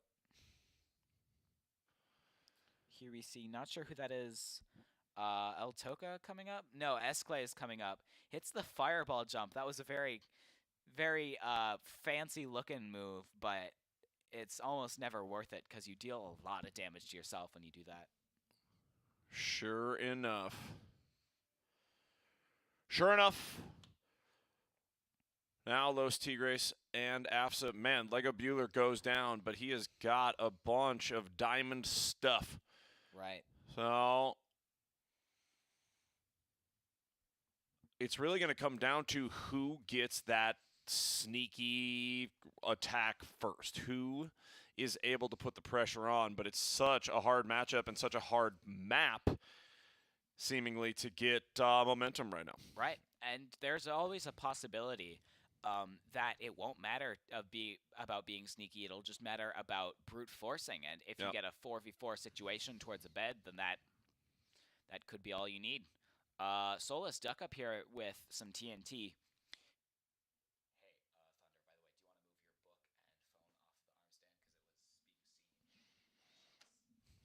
Yeah, Soulless Duck up here, dropping that TNT down, just trying to do some more of that area denial like we saw earlier. Bunch of TNT so coming much in. TNT. Uh-oh. Soulless Duck not quite going to get the elimination there. Another just smattering of TNT and will go down. So much of it. How many TNT blocks did he buy? How cheap is TNT? I don't know. Had at least 5 or 6 there, I think. That was definitely more than 5 or 6. I think that was double digits. That was crazy. That was carpet bombing right there. Sure enough. One of the craziest things about TNT is that you can knock TNT around with TNT explosions. So you can sort of set up a TNT cannon, I guess, where you launch a block of TNT using another block of TNT, and that's, I think, what he was trying to set up there. Going in for the Ender Pearl is going to get caught by all 3 of these Los Tigres players here. Sure enough. He's going to retreat. Lego Bueller always finding a way in, distracting these South Los Tigres. So, where do the rest of the AFSA players come in here? It's Fireballs. Fireballs, a bunch of them headed towards. And Soulless Duck with more of his TNT. How many do you have? What the heck, dude? Oh, Lego Bueller goes in, and he gets the bed! He gets the blue bed! Doesn't get a single kill, but he gets the bed, and that is a play right there, ladies and gentlemen. Soulless Duck with the distraction, the 1001 TNT, and then Lego Bueller with the execution. Right there. Absolutely amazing play. stuff. And now AFSA on for the win. If they can finish this out here, let's put it bluntly. Los Tigres still have 4 players up, and they play incredible offense. So it's on AFSA right now to pick them off one at a time, or just go ahead and get in and get aggressive right now. That's right. Los Tigres have to do something here. They have to pull a push together, and they have to do it quickly. I mean, we see you've got Perry Christmas Diamond Armor, El Toka, I believe, Iron, but then you've got, I'm not sure who that third one was. I couldn't read their name tag. Still in Iron Armor, just buying Chain Armor for the time being because he doesn't have that. He doesn't have that money. Yeah, it's El Toka there with the Chain Armor. That is not what you want to see in this 4v1 or 4v4 bedless situation. It's really rough. Throwing in the fireballs there.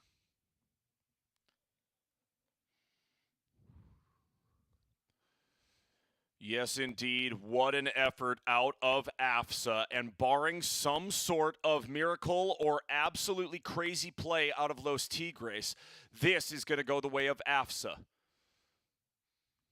That's right. Solus Duck falling into the void. These players are going to have to play very carefully.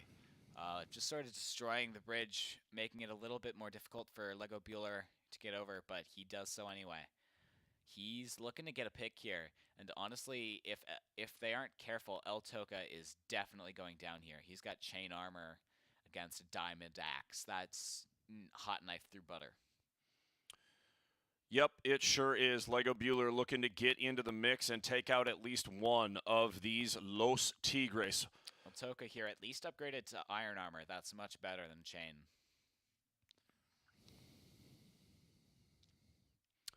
Vardy and the team hanging out in the base, gathering at least a few resources before they inevitably do try something. They will have to try something to win this state championship.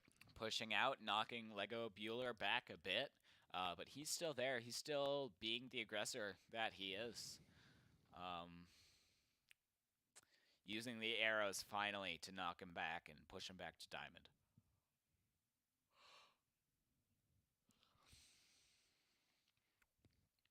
I wonder where the rest of AFSA is. Probably just gathering resources of their own. They want to have pockets full of ender pearls and TNTs and fireballs, things like that, to go ahead and get in, end this thing, and solidify themselves as champions here at MNVL. Ender Pearl comes in. And there it goes is, the two of them. Ender Pearl. Let's see if they'll be able to get anything here. Solus Duck, Lego Bueller. There we go. We have the action coming in. Lego Bueller and Solus They Duck both go go down down. at the hands of Los Tigres. All right, Los Tigres here. They live to fight another day. All right, and I mean, they were just barely able to hold off two. Imagine if all four came in at once. Yeah, most certainly. But they've learned their lesson. They are not going to leave that bed undefended. At all times, one person is going to stay there. Because, I mean, they've seen how devastating it can be in the past if you don't do that.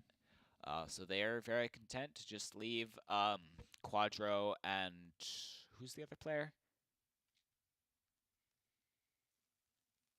I don't remember. I don't know forget. which ones you listed, honestly. I was focused so much on what Los Tigres were doing Right. and what kind of armor they have and that. Still trying to build up what they have on their person and in their pockets before they try anything offensively. What can Los Tigres do right now to try the miracle comeback for this state championship? I'll tell you one thing they need. They need that diamond armor, and they need it soon. They need those emeralds to get that diamond armor and those diamond tools. But to do that, they're going to have to push towards mid or towards diamond, both of which are very dangerous, considering, you know, the nature of walking across a one-by-one bridge. Well, you're probably going to get sniped at by the likes of Solus Duck, who we've seen just be so good with the bow in the past. Speaking Yes. of the devil, there he is. And the action ensues. The AFSA attack is coming in. There it Solus is, Duck. an Ender Pearl for Solus Duck moving in. There we have another AFSA player. Can they take out... Oh, big fireball on the base, and Lego Bueller looking for an elimination. Solus Duck trying to lay down some damage. Can't quite do it. They do not take out a Tiger. Not just yet. But okay. Well, Solus Duck is still alive at least. Might be able to pull something off here. I mean, Cobweb's coming down. That's just gonna slow the push towards him a little bit. It's a pretty good play, all things considered. Was that a accidental self-fireball? I think it was.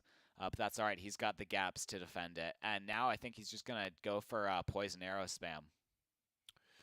May as well, but he's taking a lot of arrows too, so Sure got to is. eat something and get back Eats in the mix. gaps, That was hits a him with the nice cobwebs one. and is now going to attack his feet.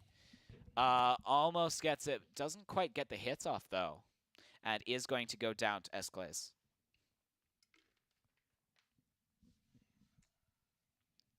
And again, Los Tigres hang on by the fingernails. I mean, actually, no, they're doing pretty good. They are stopping these attacks better than I definitely thought they would. They are surviving for much longer than I thought. And I mean, you see them. They've got pickaxes. They've got stuff. They're getting geared up. They're not just sitting around waiting to die. They are sitting around getting things to push out. Yep. Looking to make something happen here. Diamond Generators in 55 seconds will be at Tier 3. And we are in the final portion of this very long game, which could continue to go on for a while, the way that Los Tigres is holed up in their base. Indeed, indeed. Lego Bueller here towards mid, just sort of drawing the offense, drawing eyes towards himself. Not really doing anything much, just sort of, you know, as I said earlier, just drawing the attention, drawing eyes for him. Well, the rest of his team just chills at mid. I mean, at Los Tigres, they have to make a push eventually. They're going to have to, or else they lose. That's it. Because they can't hold out forever against this onslaught. Yes. Eventually, one of them is going to go down. And as soon as one of them goes down, they all go down. Looks like they got two of them there, with a third one coming up behind. My bet is, it's Quadro coming up behind for the third. 1 pearl, 2 pearl, red pearl, blue pearl. Go in. Will they find one? They do. They get one. Will they get another? They get another. Will they get the third? They get the third. And now it is just Vardy. Just Vardy remains. That's right. And now AFSA Eagles, one player remains. Where is he? Is he clear across the map looking to eliminate their bed? Because yes, if he is... Yes, he is indeed. You saw that destruction. Bed destroyed. I mean, he's got a fighting chance. We all know how good at PvP he is. And he's on top of the red shell here. Drinking potions. Getting all kitted out. He's going to have to pull off a miracle here. But if anybody on this team can do it, it is Vardy. 1v4 situation. Not looking good. But, I mean, remember how devastating this guy is. Absolutely. Vardy making some big jumps here, trying to get away. Some very, very picture-perfect movement from this last remaining member of Los Tigres, but he's getting peppered. He's taking a ton of damage and arrows flying everywhere. Can he get out and make something happen? The speed potion is on, and he is moving. Who is here on the mid to meet Vardy? Anyone. Yes, there it is. Quadro. We have Quadro. What is he going to do? The PvP ensues. The pearls and go now, in. Pearls go in, but Vardy is quick to follow. Quadro does not want to take this fight. He knows he can't take it, and he loses. He goes down. It is now a 1v3 situation. Things are getting more and more winnable for Vardy as the game continues. This is intense, Thunder. it sure is. 1v3. If Vardy can pick off these players one at a time, it would be about the craziest comeback in the history of MNVL. Vardy, what does this one player, who's been standout, who has been absolutely standout here in Minecraft, what does this one player have to offer up against the rest of AFSA? 3v1 right now. And honestly, if anyone in MNVL Bedwars could do it, my bet would be Vardy, Frogpixel, or Rubster Panda. One of those three. I think those are the only three who could win in this situation, and one of them is on it. I was going to say, only one of them is right here in this situation, and that would be Vardy. Where are the rest of AFSA? I'd bet they're at their base, gearing up, and they are not going to venture out to mid, at least not solo, because they know that Vardy is probably going to win in a 1v1 situation, no matter who they send out. They do, however, still have Lego Bueller and Soulless Duck, their two best players, in my opinion. They have both of them. They've only lost Quadro so far, who is their main defense. But now that they don't have a bed, they don't really need defense anymore. So, Georging also very good at PvP. Came in, broke some beds before. Obviously, those skills are no longer as useful now. But still, we're just going to have to see how they handle this situation. Yes, indeed. as Quadro follows around with Vardy. Vardy getting some more materials from the shop and preparing for this inevitable 1v3. AFSA, I imagine, doing the same thing, getting as strong and as stout as they possibly can. And you can see Quadro here ghosting around Vardy, keeping tabs on him at all times, making sure that he knows exactly where he is. I'd like to see what AFSA's getting up to, though, on the other side of the map. Yeah, it'll be interesting to see. Right now, Vardy just looking for positioning, few resources, and that's about it. What an unbelievable game so far. Yeah, I mean, this is, I think, the closest we have ever had. Could you imagine if this goes to a draw? I can't imagine. I really can't imagine, to be honest. I think it takes a full hour of gaming for it to go to a draw, but honestly, with how things are going, I wouldn't be all that surprised. We got almost certainly Soulless Duck out there with his bow and arrow signature. Can't quite see because of render distance, but throwing the fireballs, throwing those projectiles. And Vardy is repeating in kind, shooting the arrows back, poison arrows, I assume. Yes, indeed, firing back and forth and just playing out this last little bit of game. Vardy still something left in the tank. Where is AFSA and what is their strategy right now? It is a 1v3 and they should be able to go and just overwhelm this one player. I mean, they're scared to do so, and honestly, so would I. Vardy is a terrifying player, and they have seen how good he is at PvP. I mean, they really want to do their best not to trickle in one by one, which is exactly what we see them doing right now. Soulless Duck. Oh no, all three of them are here. Never mind. All three red members still alive. Soulless Duck, Lego Bueller, and Georging are all on top of Vardy, getting ready to kill. That's right. Where will the PvP start? Vardy up on the top. Do any of these players from AFSA have an Ender Pearl or something to get up there? A fireball will go, and Vardy continues to climb.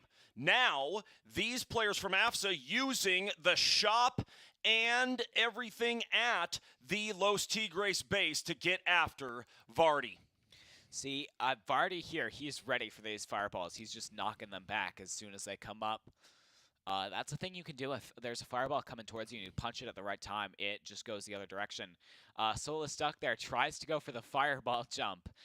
Probably a good thing that he didn't land it, because if he did, then he'd be at a health disadvantage in a 1v1 against Vardy. Has jump potions there. I believe that is Georging? No, Soulless Duck.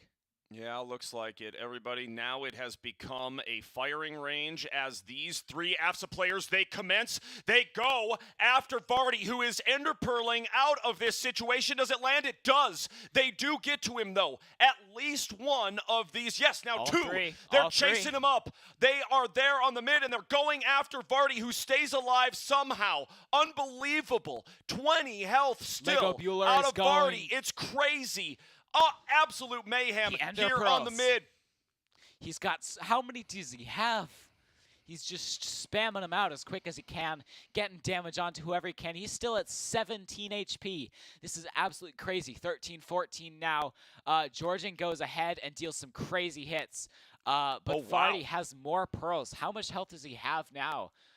He's still at 14, and this is Georging in a 1v1 situation. Oh, no, the rest no. of the squad, and he gets Georging. How on earth? It's now a 1v2.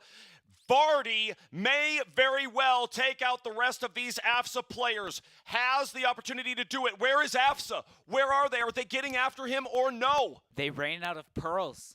Georging still had pearls to spend, but the rest of the team didn't. So Georging pearled over, thinking that his team would be with him, and they weren't. And he had no escape option. Wow. Wow. And there you go, feeding Vardy one more kill.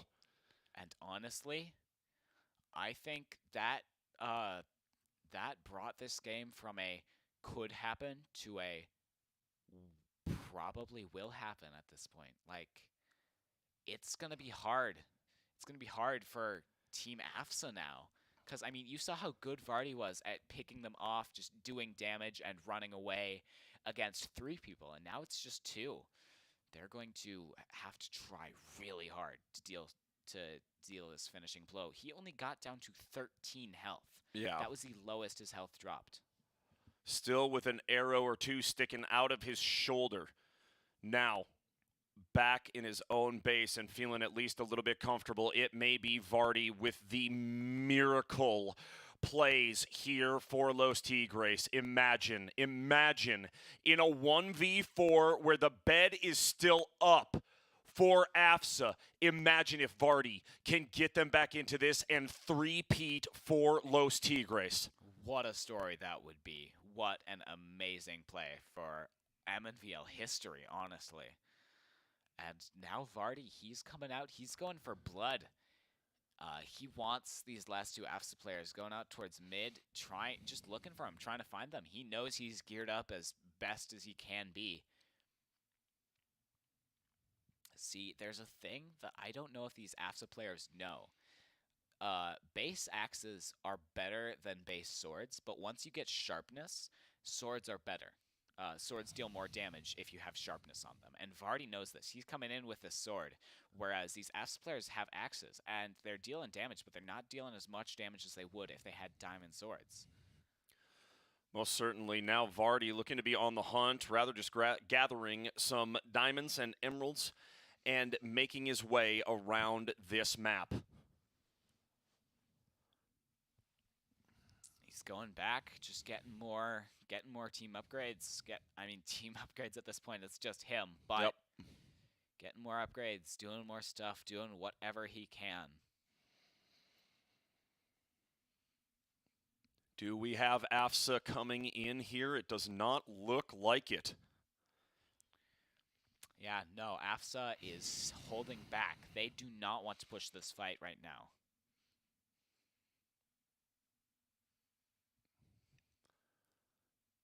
What a game. What a game it has been.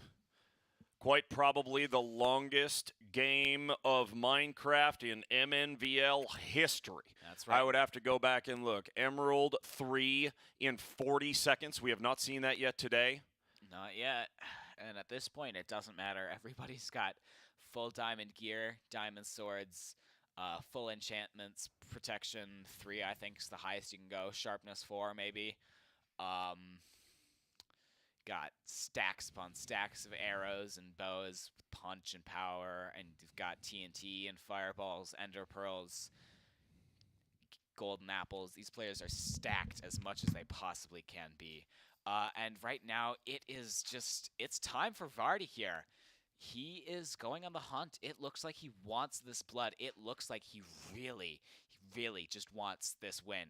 And honestly, I think he can do this. I really think that if he gets a play here, he will be able to do this. If he makes push towards AFSA, which I honestly don't know where they are. We have not seen them in quite some time. I'd imagine they're back at their base. I'm not sure. Hey, by the way, Thunder left. I have no idea why, so I'm just stalling. So Vardy here, making this move towards AFSA. They probably haven't spotted him. He is crouching to hide his name tag. I still no eyes on the AFSA players. No idea where they are. Yeah, I mean, this guy, he is sneaky. I'll give him that. He knows what he's doing, and he does it well.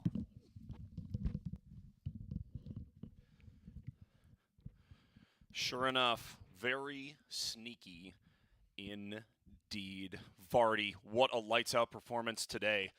Absolutely crazy what Vardy has accomplished, not only in this series, but also in the semifinal series, right? So many eliminations, so many bed destructions for this one individual player. No wonder AFSA is scared to go after him. Right. I mean, it is... And where even are AFSA, I wonder? I mean, I'm assuming they're at AFSA base, which is exactly where Vardy is going right now. No, he's going back to his own base, not AFSA's base. Yeah, like, where are Solus Duck and Lego Bueller? They are just sitting in their base, diamond gear, enchanted diamond swords, ender pearls, TNT fireballs, golden apples, just kitted out. What are they waiting for? At this point, there's really nothing to do. Nothing to do but wait.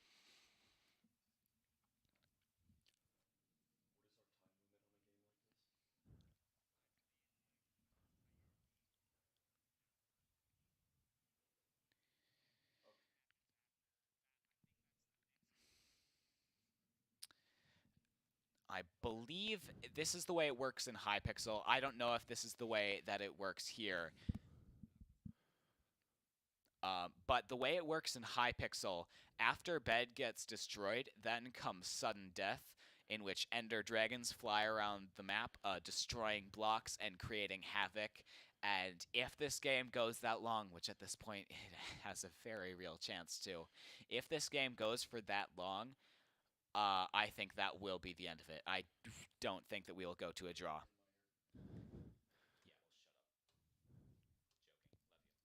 But yeah, we'll just have to see. The bridge egg comes out. But all these players are just playing it super cautiously. They don't want to aggress this fight because they know that they probably can't win this if they attack. Minecraft PvP definitely favors the defender. Certainly does, and now can't quite see how much health Vardy has up there on the top, but they have built themselves a nice little sniping nest from down below. Still 20 health. Unbelievable. Yeah, he's eating those gapples. He's just chugging away. Those things are crazy healing items. So even when he does have poison, he just heals faster than he dies. And it's... I mean, yeah, and with his armor, he's hardly taking any damage from the arrows, and it's gonna take a while. It's gonna take a while. We'll just have to see how this goes. Beds will be destroyed in just over 2 minutes' time, and then after that, as you said, the end game of this could just get totally crazy and hectic. And Bridge eggs coming out just for fun. Why not? Fireballs being thrown. The bridge eggs really exist just to clutter things up. I mean, bed destruction in a minute and a bit, but that won't really matter because beds are already gone. It's who just will right outlast here. who? That is the question. That's yeah, you're right. At this point, I think really that's what we're looking at. It's the battle of attrition. Well, That's all this game will go down as the longest game of Minecraft in MNVL history, and it may come down to who gets eaten by a dragon first, not who wins, who gets eaten by the dragon.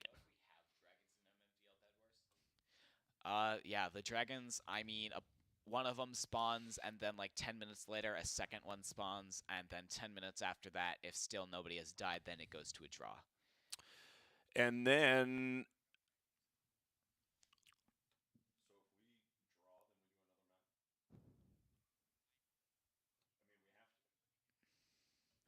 We have just gotten confirmation there are no dragons in this. So after bed destruction, it will just go straight to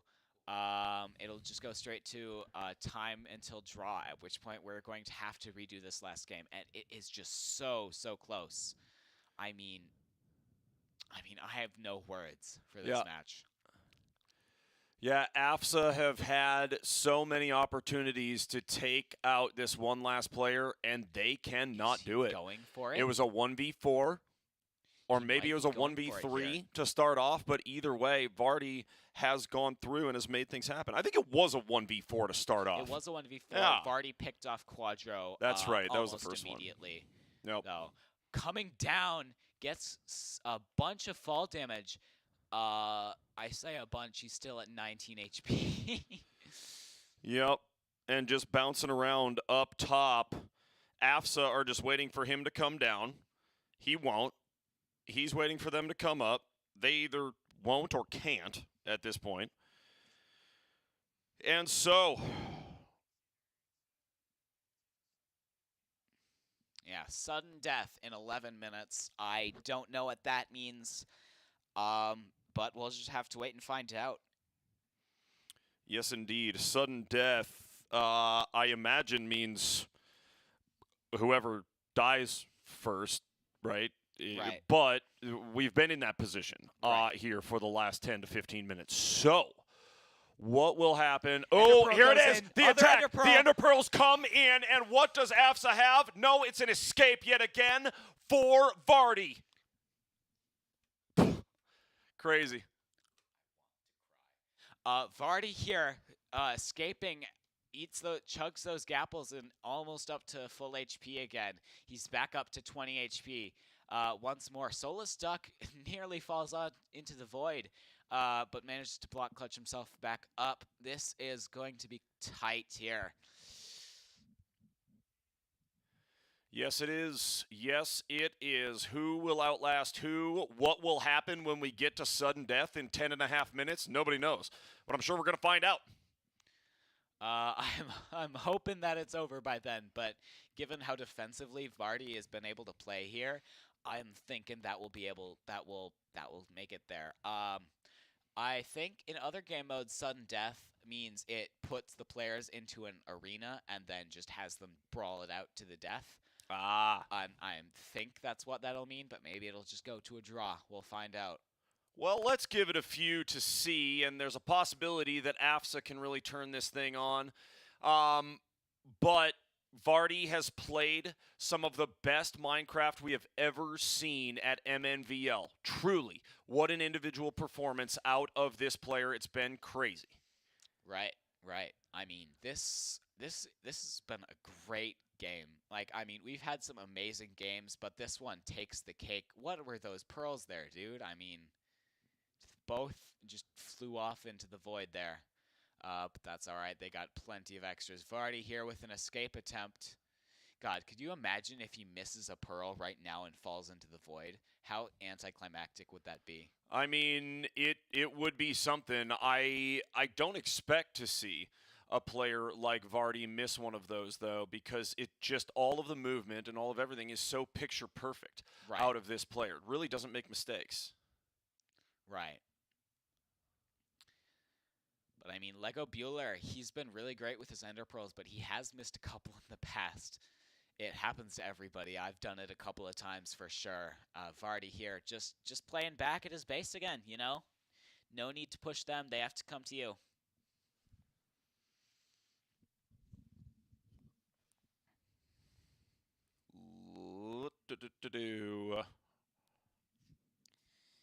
That's all I got really right now. Just waiting until this timer expires and see what happens at sudden death, really. All right, Thunder, I got a question for you. Sure. What is your favorite block in Minecraft? What's my favorite block in Minecraft? Oh, man, I don't know. Probably Endstone. Endstone. I think Endstone looks cool. Yeah. So I would probably say Endstone. How about you? My favorite is the lightly weathered cut copper stairs. It is the block with the longest name in Minecraft. Interesting. And that's why I like it. Interesting. That is very interesting. Yes, indeed. What's your favorite weapon in Minecraft? Definitely the sword. I mean, it's just versatile. But the axe deals more damage. It's good for single targets. It's good for 1.9 PvP, that sort of stuff. But it really depends on the situation. Axe or sword, go between them depending on what I'm doing, how many opponents I'm facing.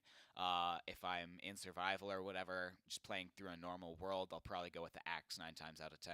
Sure. How about you? I don't know.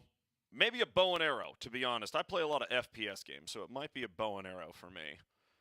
Yeah. I normally leave the bowing stuff to one of my friends. He is an absolute menace. Don't think I've ever seen him miss a shot. Whereas me, I am not all that great with it. I'll be completely real with you.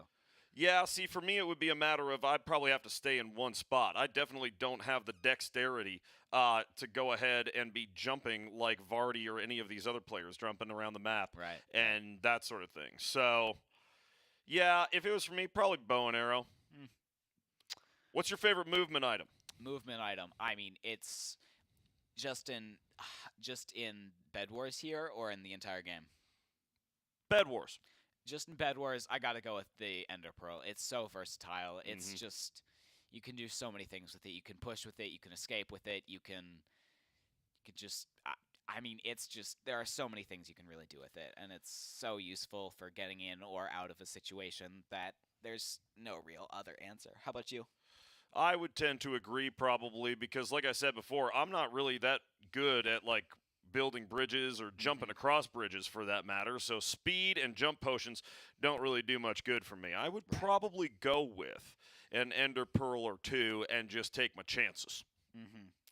Ender Pearls are a lot of fun, but you have to get good at throwing them, or else you end up just falling into the void, like we've seen a bunch of people do in the past games. Just landing on the sides and just. But if I had to choose favorite movement item outside of the game, I'd go with the outside of Bedwars at least. I'd definitely go with the Elytra. It's a pair of wings you can get in survival, and you can just fly around the map with it, and it's awesome. Well, that sounds fun. Yeah, it's a lot of fun. Man, I'd love to fly around one of these maps. If you were going to fly around any one of these maps, which one would it be? Oh, Dragon. Dragon 110%. Yeah. Have you seen that middle tower? That thing is so cool. You know, I don't disagree with you. I do think that Dragon is really awesome. However, for me, I would probably want to fly around Sonic because it would be challenging to try to fly around and fly like through the rings. You know what I mean? Yeah. And then try to do some hot combos where you fly around the rings and then you don't, and then you fly around the rings and you don't. I think that'd be great. I get you. 4 minutes and 50 seconds until we find out what sudden death is. Oh, here we go. Oh, and he gets booped, no! but does he have an But Ender he Pearl? has the Yes, Ender he does. Pearl. Of course he he does. has Still the Ender alive. Pearl. Of course he has the Ender Pearl. And this might be it. Going in for the kill against Soulless Duck. And there it is. That's one. It's a 1v1 against Lego Bueller. Will he be able to take it? This may very well be the most incredible game of Bedwars ever. Vardy goes 1v4, destroys the bed, picks off the players one at a time, and now it's the Ender Pearl. He's going to get aggressive. He's going to go in and get some items to go ahead and take out our final player from AFSA. What on earth? This one player has just picked apart the entire squad from AFSA. I have no idea what just happened in front of my eyes, man. This has been incredible to watch. Where is Lego Bueller? I would say hiding. And if I was in this position, I absolutely would be hiding too. I mean, the opportunities that this AFSA squad had to take out Vardy, and they couldn't do it. Right. They just could not do it. And then they went ahead in a 1v4 and let him get all the way across the map to the bed.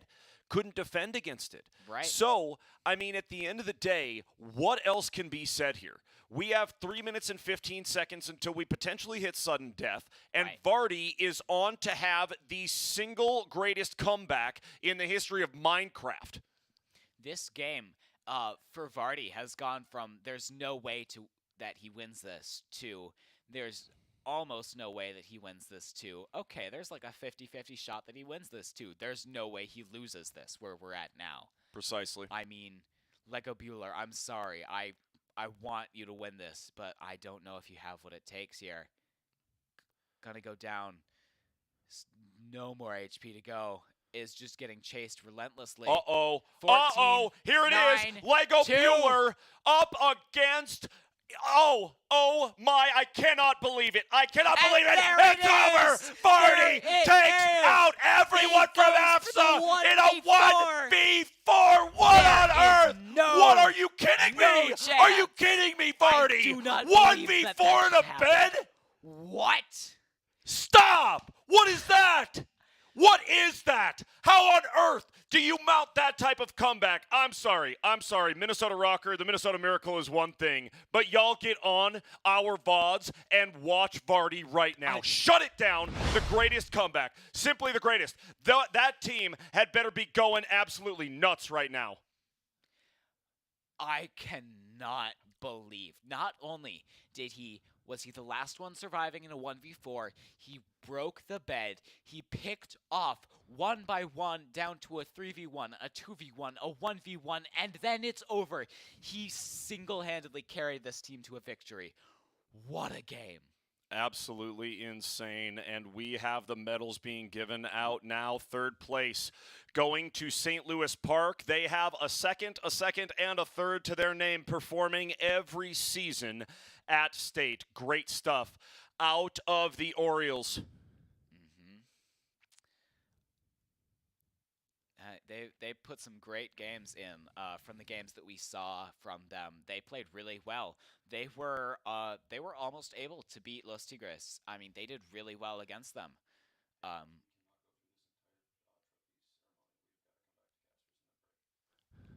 And yeah, and that they did super well. Everybody here today has done super well.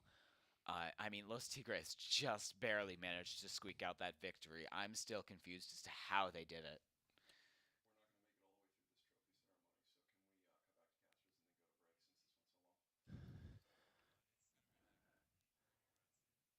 Silver, of course, going to AFSA. I mean, what a great showing they had there. They were the closest anybody had come to taking down the king. Yeah, good stuff. Good stuff. As those second place medals go out to AFSA, they tried their darndest. But man, no one can take on Vardy. Absolutely crazy what he has accomplished here today. I mean, these guys, AFSA here, they came closer than anybody has before to taking down the king. I mean, Los Tigres, they have never lost. They have won. This is a three-peat now. And here it is, the gold medal and the Minnesota Varsity League State Championship Minecraft Bedwars Trophy goes to Los Tigres of South. It is a three-peat for Los Tigres. Unbelievable. And how did Vardy accomplish that? Absolutely insane. I'm still in awe myself. But he did it. It was an amazing game for all four of them, but for Vardy in particular. I mean, dude, what else is there to say? Yep, absolutely crazy. Three-peat for South, and you have your champions right there. Unbelievable. What an effort. And to come back to face so much adversity through semifinals and finals, come away with the big dub. That is huge. Wow. Indeed. All right, great stuff. Wow, Minecraft has been lit. It has gone on for a very long time, but it's been worth every moment. Your final thoughts, Aries? I mean, it's been a great season for me. I've really enjoyed casting. It might be my last season casting, unfortunately, but I'll do my best to make it to States next year so that I can see you and high-five you and whoever else is casting next year. It's been a lot of fun, Thunder. Absolutely. Great work this season, Aries. Always a pleasure to have interns like you who really care about getting on the caster desk and improving throughout the season. You've done a great job. Can't appreciate you enough, boss. Thank you, all of you viewers, for sticking with us through these finals. We are going to get going so that I can get up and cast some Rocket League here. But thank you all for being here for the most incredible comeback in the history of esports, most likely. I mean, what on earth did Vardy accomplish right here? Insane. Insane in a word. Absolutely insane. Thank you all for joining us, and we'll see you later.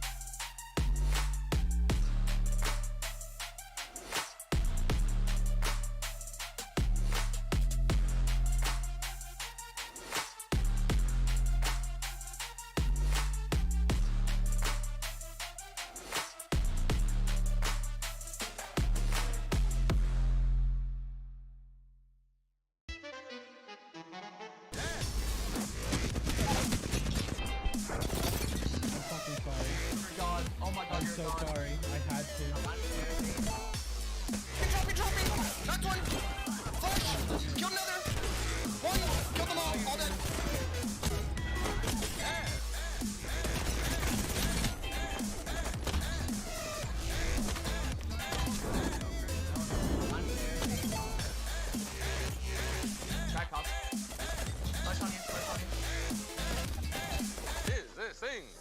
Oh, Jazz.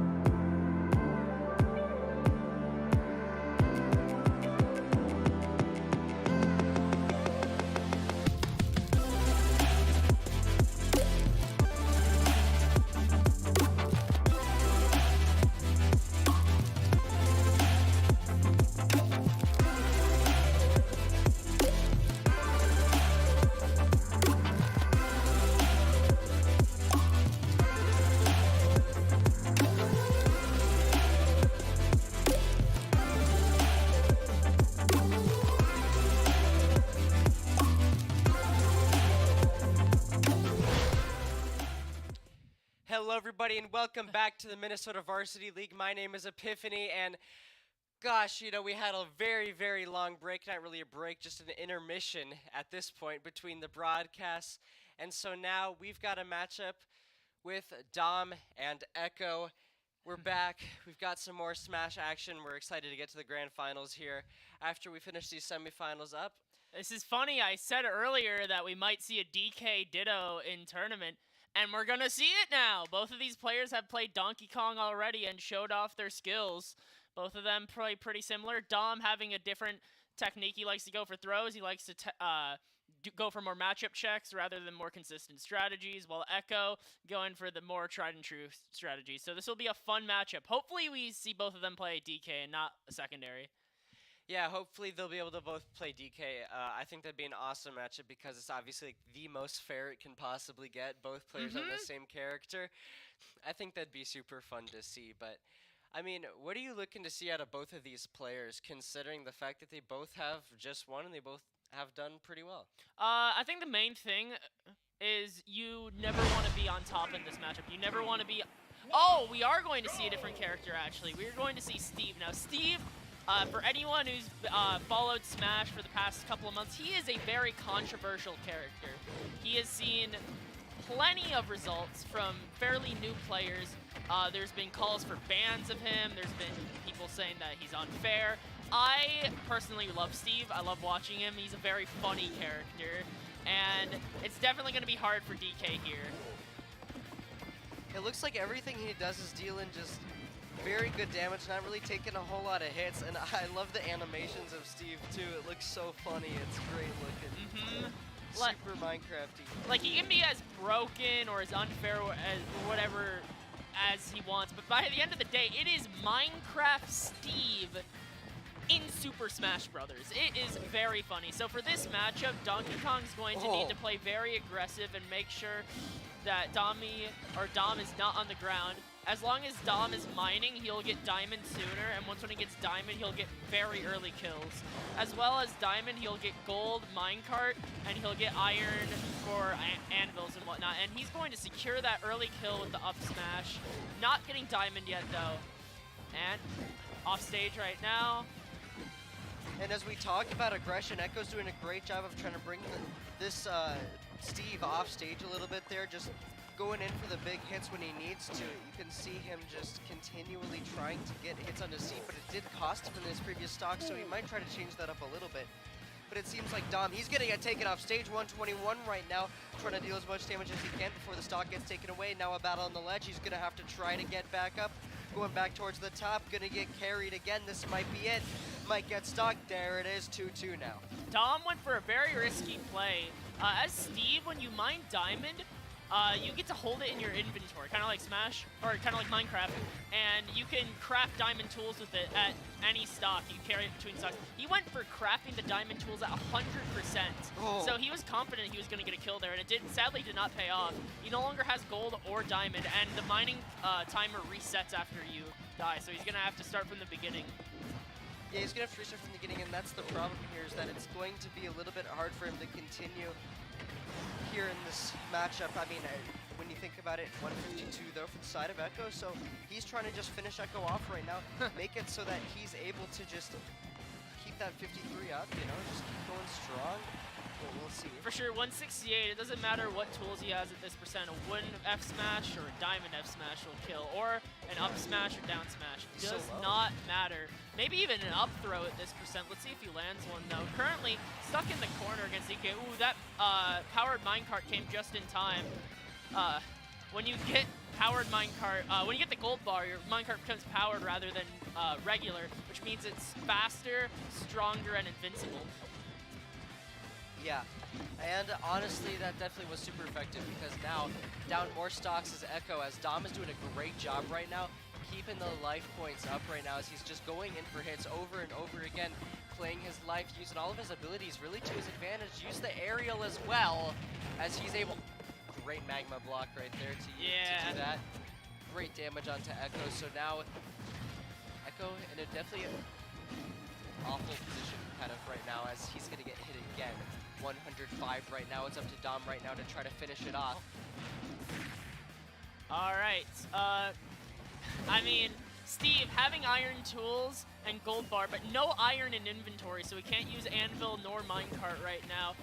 So he's gonna be a bit in a bad position if he gets knocked off stage at all, especially at 94%.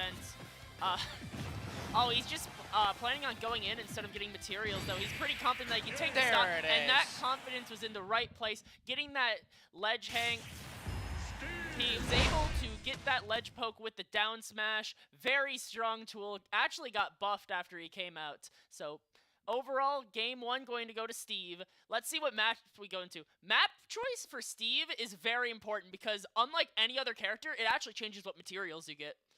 Yeah, I mean, I gotta say, the way that Steve was played there was really good. It was really entertaining. I like watching Steve as a character. Seems super powerful to be able to beat a heavy Donkey Kong like that, and just to, honestly, just in a really dominant way, too. I felt like, so curious to see what they're gonna be able to do for stage.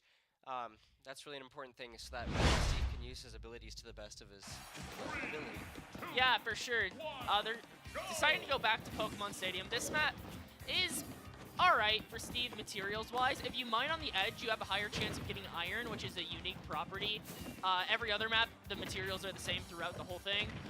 And we're going to see the same characters again as well. Steve, very just funny character. It's also kind of a hard character to commentate because he is just such a technical character that he can just do like new things that you've never seen before whatsoever. So far it's been pretty vanilla, but like it wouldn't surprise me if Dom pulls out some new tech.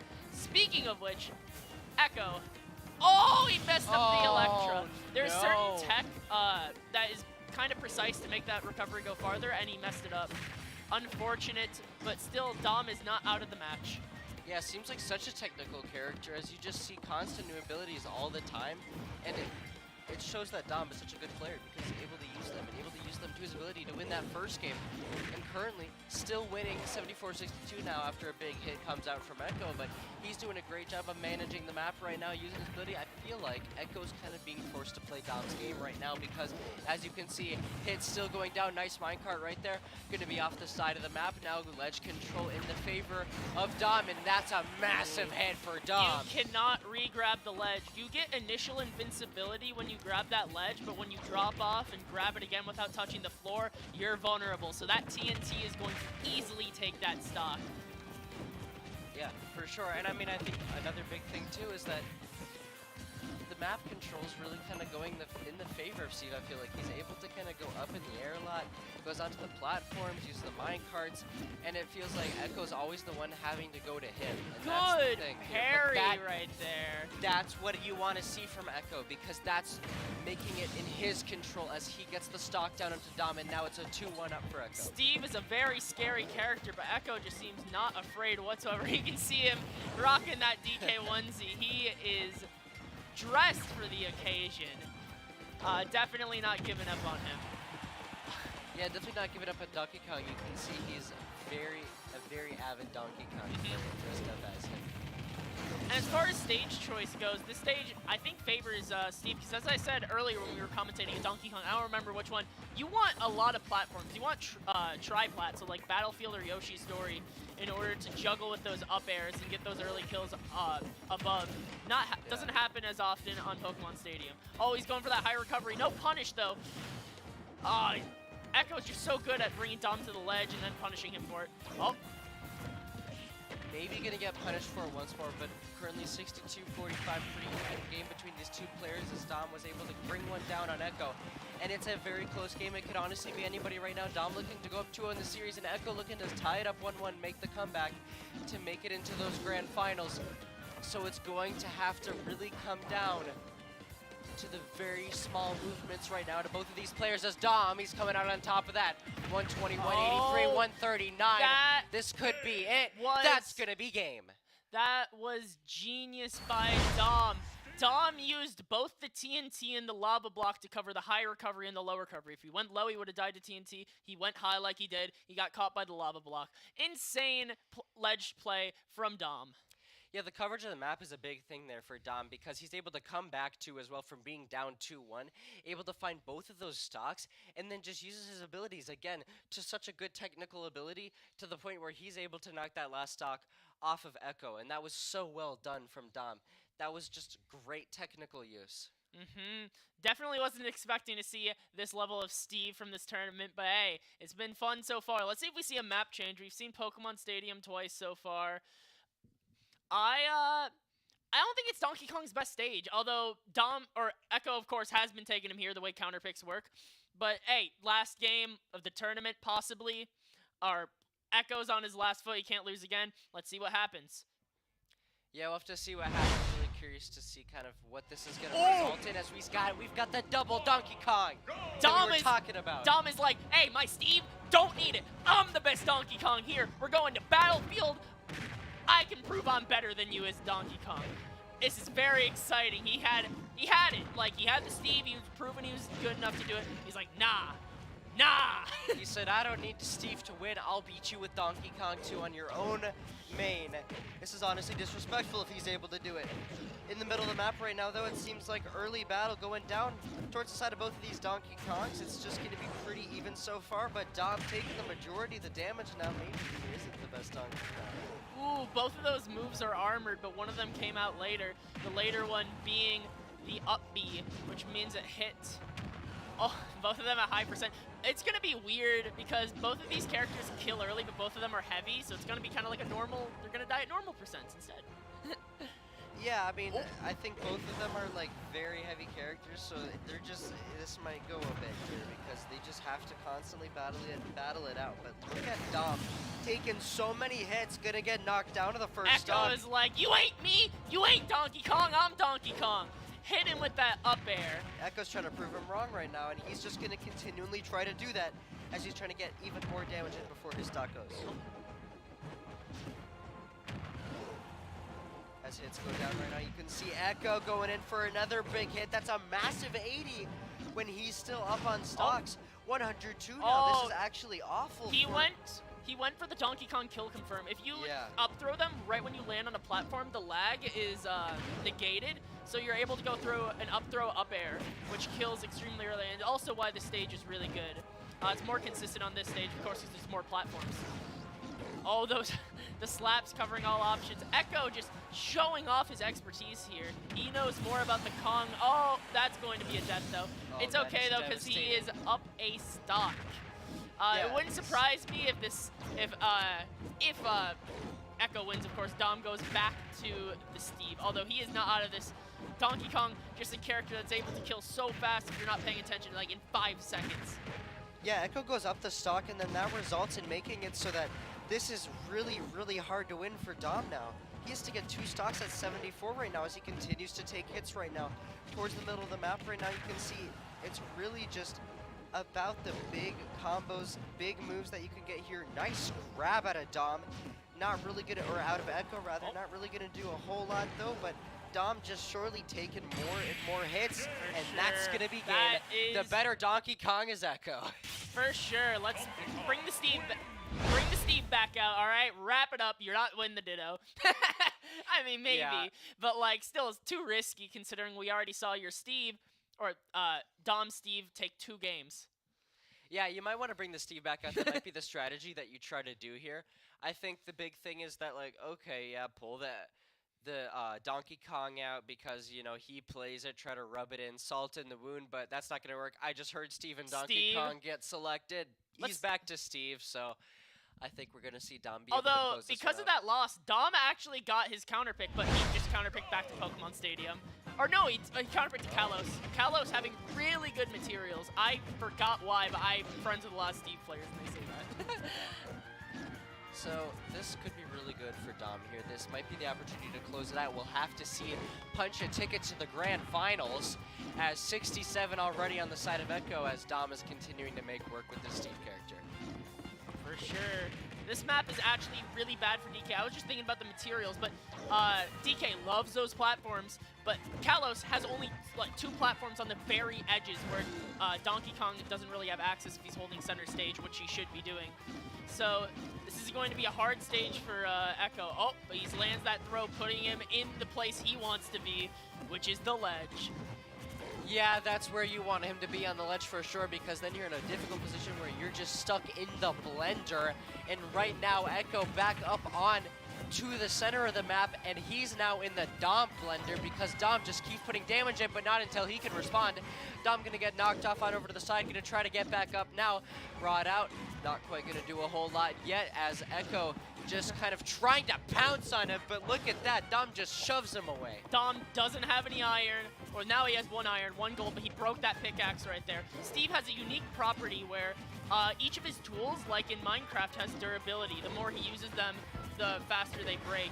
And just like in Minecraft, different tools have different strength. Gold being the weakest, diamond being the strongest. He has that diamond though. Let's see if he goes for the same play he did earlier. Oh, never mind, he won't even have the chance to use diamond. He's gonna use that diamond pretty soon though, hopefully. He's got to try to get this next stock off Echo really quickly before percentages don't go in his favor. He's got to find a way. At 156, you got to think Echo is so one-shot, you have to get him off. That might be the blow that he needs. Not quite going to happen. Still a little bit left. He just needs to get him off of this stage. Surely now, no? 186.3. Echo's just staying alive and continuing to try to get more hits and even 2 for his next stock. Echo is just doing an insane job of dodging these kill moves. Steve is a character who's known for his great kill potential. Dom finally using that diamond. Oh, but that diamond's not going to matter. That move has armor. You can hit him as hard as you want. He's going to punch through it. 58% even if he does die right now. That diamond ain't going to matter. Oh, that is definitely a kill. Yep.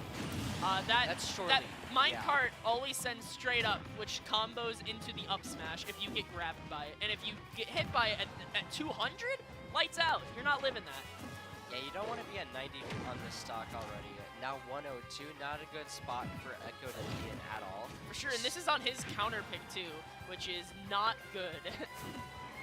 Echo needs to find a way just to kind of close this out. There goes that's his another diamond. example of him doing that. 1 left up for Dom right now. Echo making the comeback here. He didn't get to mine that much in that stock because he was constantly fishing for that kill, which means he doesn't have diamond on deck, only 2 iron and no gold. His tools are just wooden. Doesn't have the strongest things right now. So he's either going to have to mine something better or make do with what he has. Yeah, I mean, I just don't see it being that ideal for Dom right now, but hey, 87 on Echo, possibility to knock him out here, but it's just going to be very difficult. He has to find a way to do it, and he has to find a way to do it now. Upgrading the stone tools might kill right here, might not, depending on how close he is to the ledge. And the shield break! You cannot hold shield against that clap. Donkey Kong with some of the strongest shield breaking moves in the game, both that up smash with that side B, and with grabs just breaking through the shield. You don't want to make a habit of it. Game 5 now, and it looks like Echo is making that reverse sweep somewhat of a reality, so curious to see what he's going to be able to do. Yeah, we're a long way from Dom about to take Game 3 with the Donkey Kong Ditto. He's got to take this seriously now, you know? Yeah, because that Donkey Kong Ditto might have costed him a little bit. Curious to see what's going to happen in the Game 5. Who do you think's going to clutch up? Who do you think is going to clutch? Well, I can't pick favorites, but I just hope we have a hype game. Yeah, I mean, for sure. I mean, I think it could be anybody, right? It could literally be either of these players. We've seen Dom make the comeback, or rather have a strong start. Echo making the comeback. We'll have to see what happens, but we're going to figure it out right now, everybody. No breaks. We got it right now. Dom opting for a different counter pick. Instead of Kalos, he's going to Town and City. Now, Town and City is pretty good for Steve. The blast zones on the side allow for him to kill earlier. The materials he gets is wood, which is pretty good. And as well, the platforms move out, turning it to a flat stage occasionally, which means Donkey Kong won't be able to get platform extensions, won't be able to juggle as well, and he is doing really good on the ledge, missing that TNT ledge poke though, and he's on the ledge himself. They keep trading places. Really fast. Yeah, this is fast because that's that Game 5 that we were talking about. That's how quickly it goes. Echo gets that first stock off in an insane hit. The reverse Congo punch. Rare to see it. Armored through. Very funny move. Dom needs to start playing smarter. He has a lot of iron right now, but no diamonds or gold right now. He's definitely going to need to get some better materials or he will be left in the dust by this DK. Yeah, he's going to be left in the dust for sure, and Dom, he can't choke this because otherwise it'd be an embarrassment to have the guts to blow out the Donkey Kong on that one round. He needs to close it out now. Oh my goodness, great Up stuff smash out of Dom. gonna land. He has that gold bar now. Let's see what he uses it for. He could craft golden tools. Some Steve players opt to do that for better combos. Oh, that is not what you want to see, and that mash was not enough to get him out. Thankfully, he still has the gold bar, 3 iron. He might be able to manage this. Steve is a wonder character with insane combos. Yeah, Echo just one stock away from making it to the grand finals here. As Dom just trying to stay alive, not get reverse swept. Echo just trying to lock in the reverse sweep. We'll see what he can do. I know 2-2 and all this for grands. It's got to be very, very nerve-wracking. This is all or nothing right now. All that up smash is gonna whiff. He gets the tech chase F tilt back on the ledge. That's gonna combo the up smash. Definitely not gonna kill though. Dom just trying to get that diamond, trying to mine as best he can. That's what I was talking about with the gold minecart. Extremely strong. You can't mess with that. Oh, he hit himself with the TNT. Thankfully, it was the weak hit, so he didn't get sent that far.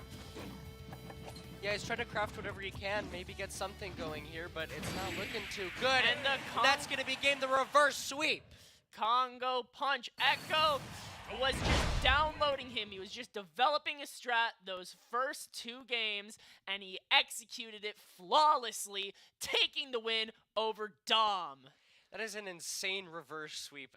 Super, super excited to see that. Let's take a look at the bracket as we're getting closer and closer to the grand finals. Looking at the bracket here, we've got Dom punching his ticket on the left side of the bracket there. When we come back, we've got Blaine T-Money versus South Minnetonka. Couldn't see the name of that other player there. It was but Phantom. Phantom We're as going well. to have Roy versus Sonic.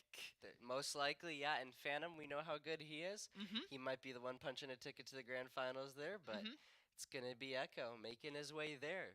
When we come back, more SSBU action.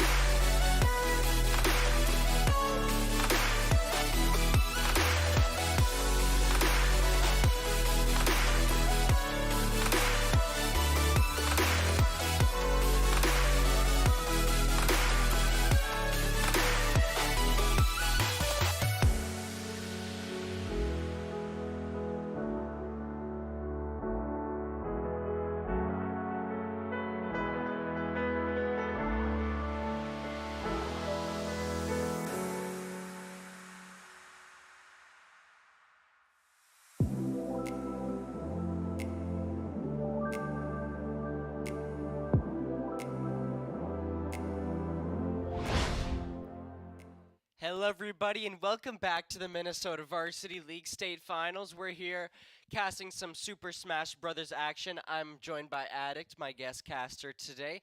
We've got a awesome matchup taking place, our other side of the bracket semifinals matchup coming up. What are you thinking going into this one? As the Phantom, like I said before, my homie, I love Phantom. Going into this, Phantom is going to do a lot of side Bs to try catching his spin dashes, and Sonic is going to try edge guarding because Roy's recovery isn't the best. Those are the two things I think we're going to see for certain going into this.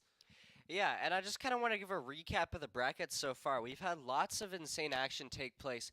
We've had T-Money, Phantom make it all the way through after beating Down Bad, and Blaine eventually getting beat by T-Money after beating Blake Arlo. We've got Phantom, went through the gauntlet, beating some of the other players on the other side of the bracket as well. And then on the other side of the bracket, you had some of the, you had Dom, you had Echo fighting through as well, but of course Echo For sure, came the out on Donkey top. Kongs were tearing it up through the bracket, although one could make it. And he is in Grands now, and this will decide who he's up against. Is he going to be up against a Steve, or not Steve? Is he going to be up against a Roy, or is he going to be up against a Sonic? I don't think either of those matchups are good for Donkey Kong, but hey, Echo has found a way. Echo is doing really good. But Yeah. against Steve, and Steve is definitely not a good matchup for him. And it was a reverse sweep too, which is definitely super tough for Dom, right? Very entertaining. Not what you want to see, but very entertaining reverse sweep for us as viewers. So excited to see what Echo's going to be able to do in the grand finals, but now we got to figure out what Phantom and T-Money is going to be able to do and which one of them is going to punch their ticket to the grand finals. So we're going to go ahead and get loaded into the game here very, very soon. Here we are. Let's get into the action. Starting up Phantom on T-Money. Pokemon Trainer. Both of them taunting out right away, you know. I'm sure they're good friends. And right away, getting those good juggles onto Roy. Roy, not a character usually easy to juggle due to his fast airspeed and good landing options. So, I'm not sure how common we're going to see that, but I'd love to see more of it from T-Money. Oh, this is Phantom's playground. He is so good at ledge trapping, but T-Money just running through that with his forward air of his. He does that so often, opting to forward air more than spin dash like most Sonics would normally do. Yeah, and it seems like the Sonic's kind of opting right now to just try to get some of the early damage in, playing very careful right now as Phantom. He's just gonna, I mean, wow, well that's a return. He gets some hits in return, and now suddenly Sonic on the return once more as Phantom's just trying to stay up right now. But Sonic, the pressure is insane, the aggression is insane. For sure, Sonic just fishing for those F smashes. That's one of his best kill moves besides that forward air off stage. Down tilt, not going to get the read off of that though. At this percent, down tilt sends him into a tumble, which leads to them falling on the ground, having to roll one of three directions, neutral, away, or in. And depending on if Roy reads that, he's able to get a kill. Missing that jab back air, but that F tilt definitely going to secure it. Good ledge pressure. Let's see how much extra credit Phantom can get. Yeah, Phantom definitely looking to try to get that extra credit. That'd be a huge thing for him to obtain. As, you know, only 13 right now, down on the T-Money. T-Money's just trying to close it out right now, bring it to that next stock. Bring it even, because that extra credit can mean something, although 14 not a whole lot. Phantom trying to get whatever he can in before he goes down. Ooh, he's going to miss that tech on the spring right there. That spring is a really good gimp tool, and Roy's very susceptible to getting gimped, having a very bad recovery compared to the rest of the cast. Yeah, I mean, honestly, I think at this point, right, Phantom, he's just got to play a bit more aggressive, or rather match the aggression of T-Money, just to kind of, you know, match the fact that T-Money is being so aggressive on the map right now. He is running at Phantom. If you can ramp up that aggression a bit, match it, I think that'd be great. For sure, Roy, known for his aggression. Sonic, not exactly known for his aggression, but T-Money has just been playing him aggressive very well, which is probably going to lead to very short matches.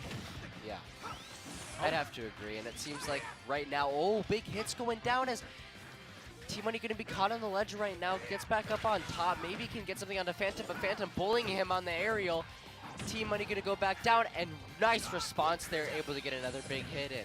It seems like Team Money isn't able to pressure Phantom on the ledge very well. It seems like he always dashes back. Hopefully he catches that soon and puts the pressure on him. Oh, maybe he did. He went for that Gimp right there. F smash going to whiff though. You don't want to whiff against Roy. He's very good at whiff punishing. Very fast moves, very fast speed. Yeah, for sure. And I mean, honestly, right, like 121 for Team Money right now, it's not looking too good for him, but he's just trying to get any damage he can before he falls off here. So he's just trying to punch the damage into Phantom. Dare almost killing right there. A jab, F tilt, up air, back air, maybe even forward air will kill right now. Yep, forward air right there, catching his jump. Phantom really good at catching that jumping habit. Oh, missing that combo though. Good DI on Team Money. Tried to go for the buffered throw to dodge DI, but he did it anyways. Yeah, Team Money on the brink of going down in this first matchup early here, so we'll have to see what he's able to maybe pull off. Would have to be quite incredible. 114 though for Phantom, make that 125. Nice hits from Team Money. Oh, good But the response read. is insane. Did the wrong side B though. Sonic too light for the 2 ups to make it connect. Against heavy characters, that's correct, but Sonic being light as he is, you just need to do that side B raw, no up. One. Oh, that F smash not going to. Oh, there's the big hit that we were looking for. That's going to be Phantom closing it out just like Phantom does. First game done, looking to punch his way into the state finals. Great stuff out of Phantom. What'd you notice was the big deciding factor in that game one? The big deciding factor is Phantom's doing a very good job of catching Team Money's habits. He caught him on a lot of his jumps. He saw that with that up air. You saw that with like a lot of the combo starters. Let's see if Team Money catches on that he caught on and changes it up a bit. Also, I'm excited to see what stage we go to. We've been seeing a lot of Pokemon Stadium, which I love Pokemon Stadium. It's been kind of boring. I want to see some new stages. Yeah, I mean, I think Pokemon Stadium's just kind of that good cookie cutter stage that a lot of these players like to play on. So I think that's just kind of the reason they decided to choose it. But yeah, I mean, you could always change it up, and I know there are some very fast maps out there. Looks like game is starting, so we'll be ready to go here pretty soon, I think. We're going to opt for a Animal Crossing stage. Can't see yet if it's Town and City or Smashville. If I had to guess, probably Smashville. Yeah, probably. Let's see. We'll see. No, it's Town and City. Town and City being a larger stage. This is benefits for both of them. Larger stage means Sonic can run away better. Well, the blast zones being closer means Roy is able to kill with that side B much sooner than he usually would be able to.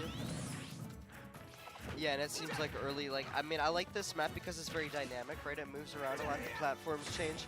I think that's a big deciding factor in this, is like you could get bad timing on when an element changes, and then that could, you know, give the opening for an opportunity to change something up. And this is a very small, quick map, so that's what I'm talking about, because the hits can be so early on as Phantom early hits. That is a very hard input to do. What he did is a ledge trump back air. Now, in order to do that, you need to quickly grab the ledge, which will knock them up in the air. It's a very, tight window, and he gets it back air. Now, that F smash definitely going to kill, though. Massive disjoint on it. Really good. So even though he got that, the game's even right now. Clean slate. Oh, unless he gets that tech chase, 40% right there. And Sonic is on the ledge. Will he get juggled? Oh, he does get punished for that air dodge, though. Yeah, I'm going to get punished for sure. And right now, Team Money currently sitting at 62. Hasn't gotten another hit onto Phantom, and that is not what you want to see. But hey, regardless, he's just rolling around in his Sonic Ball. Just kind of running around the map right now, not really going in for damage, but regardless. For sure, playing neutral more to avoid hits instead of getting hits right now. Sonic at kill percent, light character, and Roy, known for his killing power, any hit would kill, just like that. 100% kill in the middle of the stage. And Phantom only having 28%. Oh. Super nice kill coming out of Team Money and Phantom. Both in this matchup, right? Great stocks being taken away, but I think Phantom is just really coming out on top when it comes to the big moves, the big combos, and it's just like that I'm talking about. Nice hits onto Team Money, brings him down to the ledge, gonna force him there, use that to his advantage, goes right back up into the air to match his angle. Great stuff out of Phantom. Phantom keeps dashing back, dash back F smashing to try catching a roll in or perhaps a dash in, but it hasn't worked out so far. I'm wondering if Team Money's eventually going to do it or if Phantom's just going to stop going for them. Either way, both of these players are adapting to each other's playstyles, or at least trying to adapt to each other's playstyles. Yeah, for sure. And I think the way that they're adapting is also really good because you can see the aggression has kind of gone down a little bit, I feel like. Oh yeah, for sure. They're trying to get a feel of each other's playstyles. Phantom, of course, looks like he's doing a bit better. Team Money doing less of those jumps that he was getting punished for in the first game. Instead, opting for more rolls. Let's see if Phantom catches on to them. He's definitely adapted and changed, but Team Money gets another stock down, so now it's going to be 1-1. Team Money sitting at 101 though right now. Not a great spot to be in. It seems like Phantom might get this one. Oh yeah, on the ledge against Phantom, he's going to need, oh I mean he did retake stage control. Let's see if he uses it. Phantom, or Roy, just so good at this percent, especially against Sonic. He'll just knock you to the other ledge and just be like, hey, we're over here now. There it is, Phantom gets and Phantom going to secure that kill with that up B. Phantom up 2-0 against T-Money. Yeah, going to be up 2-0. The scoreboard is wrong at the current moment, but yeah, 2-0 right now is Phantom up in the series, and so honestly, on the very brink of making it to that grand finals versus Echo, and so Team Money needs to find something to do here. Well, we just saw a reverse sweep. Maybe it happens again in this series. I don't know, but Phantom, he's comfortable in the grand finals. So. All right. Yeah, Phantom coming in here as the reigning champ, the crowd favorite, the best player, you know, #1 seed. Team Money really wants to get this upset. We're going back to Town and City. Like I said in the beginning of the last game, the stage is really good for both of these players. Oh, and Team Money getting a much better start. Putting him right ledge, blocking that side B. Really a lot of lag on it, so he can get a big punish off of it. Yeah, and I mean, look at Phantom currently sitting at 54 right now. Still taking those early hits from Team Money, but Team Money doing a great job of negating Phantom's attacks. But just as I say that, what on earth was that? Side B kills at 60 on this stage against Sonic. Sonic is light, Roy kills early. It is a match made in heaven. That was an insane move there out of Phantom. He's looking to close this one out right here. No reverse sweep. Team Money needs to figure this one out right now. He does just that. Brings it to 0-0, full reset. This is good. That was the edge guarding I was talking about. Roy, you know, has that Achilles heel. He's able to just get hit once off stage, and that up B won't be able to reach. Yeah, I mean, honestly, right at this point, it's like 40-52, pretty even. Could be either one. Oh no, that's not good for Phantom. He's gonna go down. Team Money gonna be up on the stocks. Phantom surely doesn't let that get away. He's gotta get two right here. For sure, Phantom just playing a bit nervous, going for those dash back F smashes, which haven't worked yet. Missing that grab with the ledge. Perhaps, you know, he's getting a bit nervous. He's like, oh, I'm about to be in grands in another big tournament. Oh man. Although he is able to secure that stock. Roy's nothing to sneeze at though. He just needs to get like one combo starter and one side B, and he is dead, especially with that rage. Yeah, gonna be completely done for it. Phantom, he just needs to find a way to get some big hits in, as he was able to find the first one, as you mentioned. So now it's all gonna be up to getting that third stock done. Phantom wanting to close it out here. Don't let it go to that game 4. Trying to just figure out a way to play his life, yet still getting the hits in that he needs to. Team Money doing a good job, though, of getting the hits in, though. Phantom's just been doing such a good job of regaining stage control. Like, this game is even right now just because he's able to run in to get center stage so quick. At Team Money, like any split-second lapse of concentration. Yeah, great stuff out of Phantom.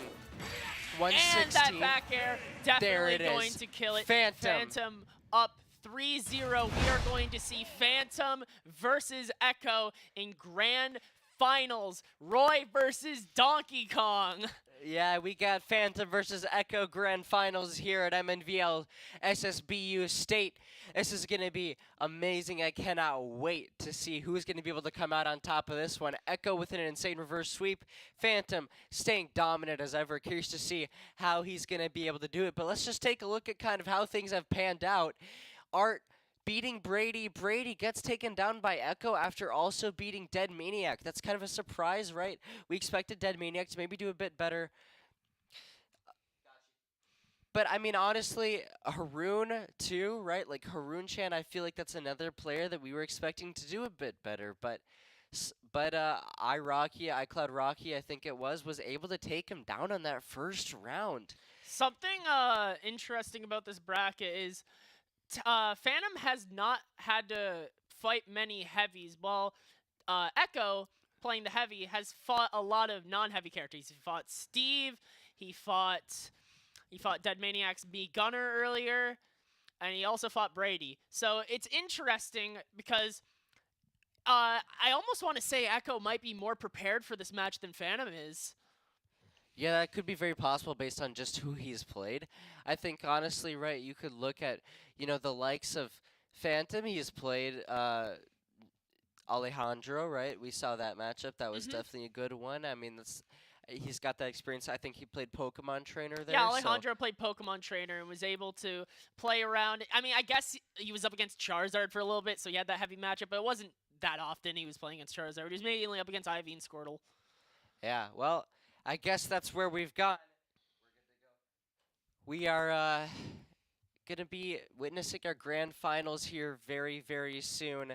So don't go anywhere. We'll be right back with our SSBU MNVL grand finals.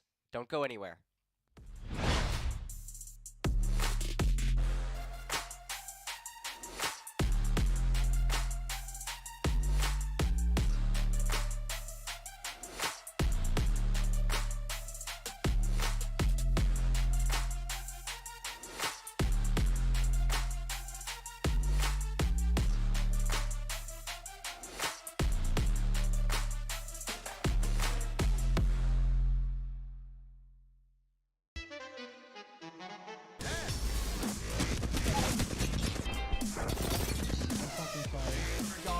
I'm so sorry. I had to.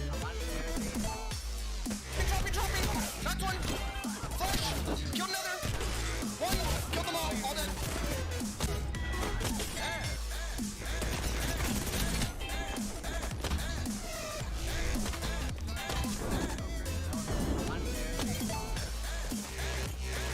Track off.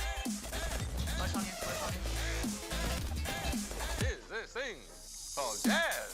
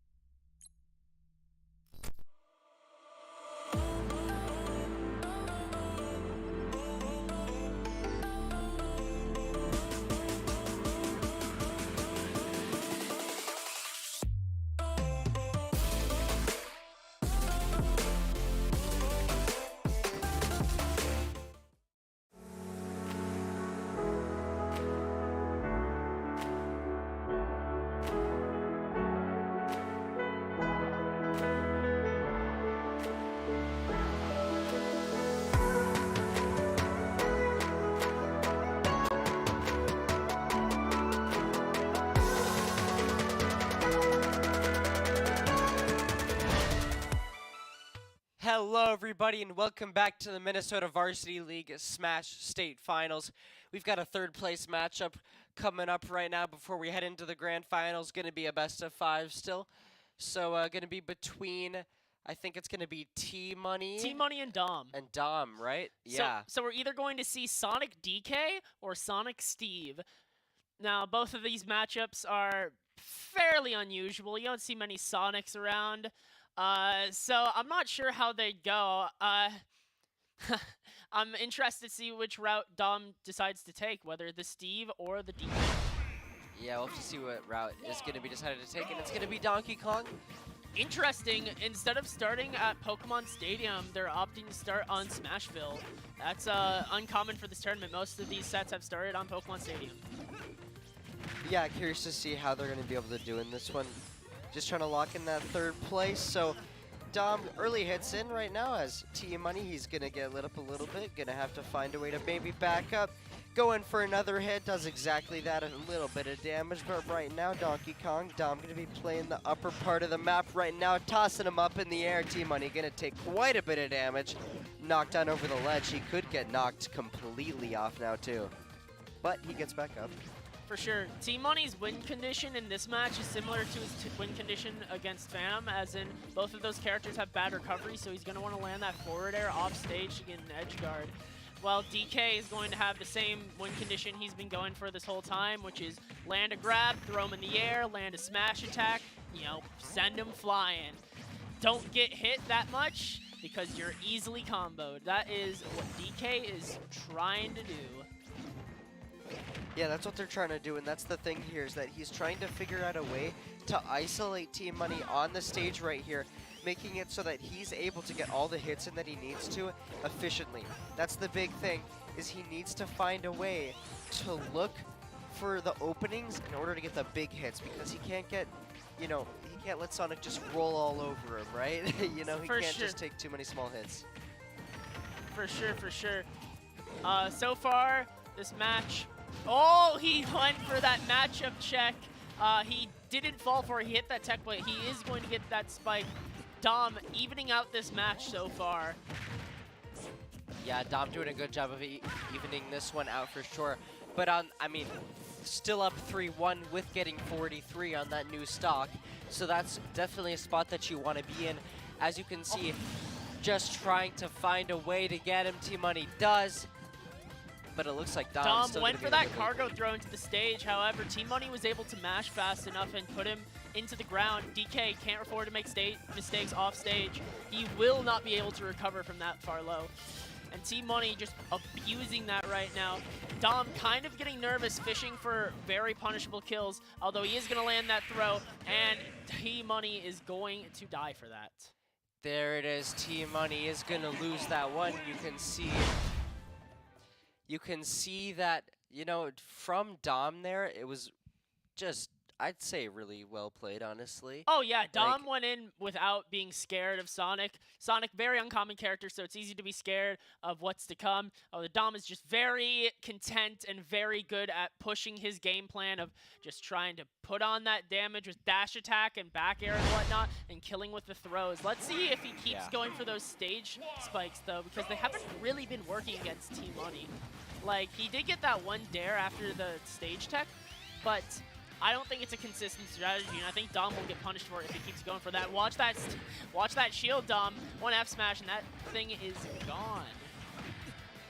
Yeah, for sure. I mean, honestly, if you can see right now, the ledge really being used by Dom right now as that big character, just kind of forcing T-Money over towards the side and getting those big hits in as he tries to get back up. Playing the aerial as well. I like to see that out of him. Nice stuff out of Dom right now, trying to just manage the map as he is just jumping around. It goes all the way into the air, and now suddenly T-Money with the big hits. For sure, T-Money feeling a lot better than he did the last game, although it's Donkey Kong, you don't need that many hits to kill. Like, for example, if he lands a throw soon, if he lands a smash attack, T-Money might just be dead. He's got to play this one smart. Yeah, for sure. I mean, 95-100, this is such a close one right now. It could really go either way. If you look at the way that both of these players are playing, they're playing off of each other very well. I think it's a very equal matchup right now because you can see them adapting to each other's play style insanely as Dom adapts to that play from Team Money and immediately goes in for a massive bunch of haymakers there, gets some big damage in. The recovery not good enough to grab the ledge, so Team Money's going to be able to take that first stock. He is not in a comfortable place to push advantage, though. Most things will kill him right now, so he's got to play this one smart. That up throw. Let's see if he gets anything off of it. Donkey Kong not having the best landing options, as well as being very big. He's just going to land 50% off of that. On the spike, and he's going to be able to make it back. Spikes him into the ground. That was insane stuff added. Very good game knowledge. Knew he was going to go for the up B right there. He's not going to mash out of that cargo throw, though, so Dom is going to be able to get that stock. Although Team Money being up a stock right now and up 28%, plus with the good good stage advantage, it's starting to look like Team Money's game. And it is Team Money's game. 1-1 Dom Team Money. Team Money gonna be able to close that one out, bringing it up 1-1 right here in this third place matchup. Anybody's game can take this one. That's the thing with that third place matchup, is it's usually so close. So I'm curious to see who's gonna be able to pull that one out. For sure, that was a very quick match. Yeah. If Team Money keeps doing good, let's see if Dom opts to switch to the Steve that he showed off earlier. Yeah, we'll have to see what he's going to decide to do, but it looks like it's going to be the same characters. Uncommon. Dom opting to go for Final Destination as his counter pick, which is strange. This isn't a very good stage for Donkey Kong, but maybe he's just comfortable because he's played on it quite a bit. So far, Team Money is just so good at putting on this pressure, just abusing whenever Dom is in disadvantage. And I mean, it seems like early on the hits are just really going in the favor of Dom as he's controlling the battlefield. Like with that carry right there, brings him to the side, gets that stock down, and but look at the response from Team Money. Brings him to 74. Massive stuff out of him. For sure, going for that cheesy stage tech. Knows he keeps going for it, but then going for the predictable up B, so even if he does get the tech, he's able to get that stomp. Hopefully Team Money finds a solution to that, maybe delays his up B. Although so far, I don't think Team Money's out of this. No, I don't think he's out of it yet at all, and it showed in the last game. He's definitely got fight in him. It's gonna take a little bit more than some cheese in order to beat him, although he saved him! He was dead right there, didn't have the air dodge to get back, but those arms slapping him. Dom going, I want a fair stock. I don't want you to just die like that. Yeah, Dom currently sitting at 152, not the spot that you want to be in, but the stocks is important here because Team Money's at 76 and has 2, whereas Dom, yes, he's about to lose his first one, but, you know, you come back in 0 to 88, so not the spot that you want to be in. Dom is certainly ahead, although that F tilt is going to kill him there. Let's see if Team Money is able to put him in disadvantage and juggle him like he did last game.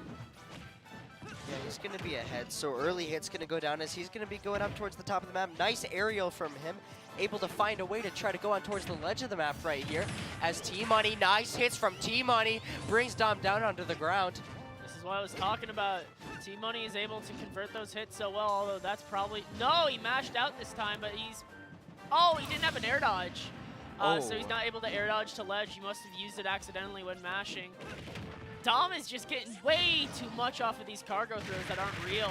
I don't know if Team Money knows it, but he can just mash out of that. He can just tech and then delay his up B to avoid the cheese. Oh, not going to get that read. Although, let's see if Team Money has an easier time killing this stock than he did last stock. Oh. Yeah, it seems like right here, it's really, really going in the favor of Team Money for this next stock. And so I wonder if even though he's going to be down technically, he'll be able to close it out. I don't know, though, because Dom comes back in at 0, so he has a chance. Yeah, that F smash just so good at catching that recovery. It's funny, I'm pretty sure Sonic's arms actually are longer than Donkey Kong's there. He's kind of got that extendo arm. Oh my. All right, he's in the air. Donkey. Oh no. That might be it. Ooh, I thought for a second there he would have got him from the ledge. Would have been able to get a nice hit there.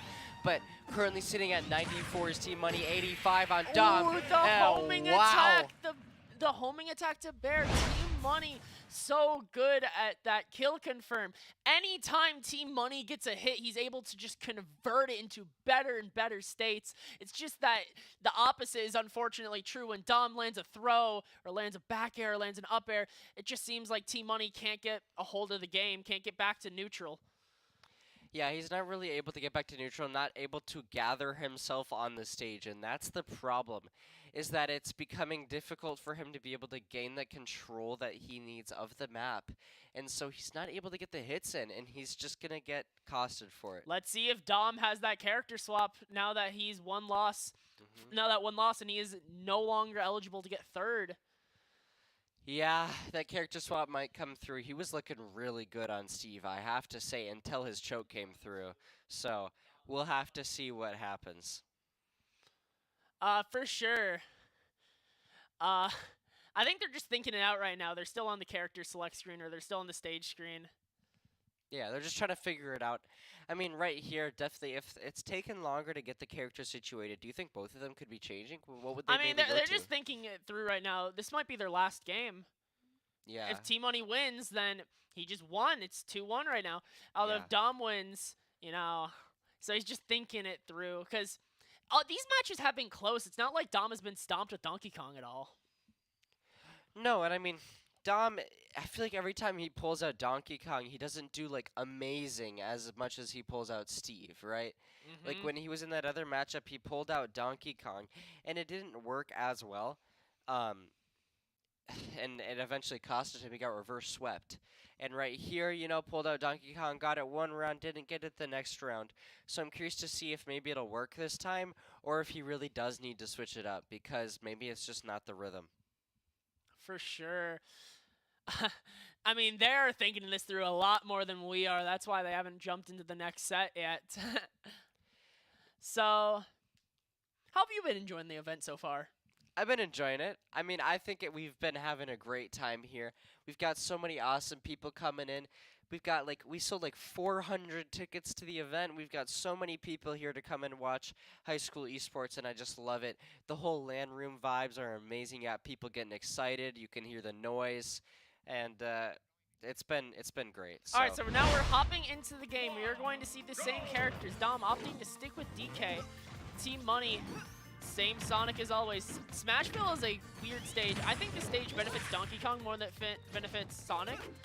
This was Dom's counter pick, so it makes sense. The stage being a lot smaller means Sonic doesn't have anywhere to run to.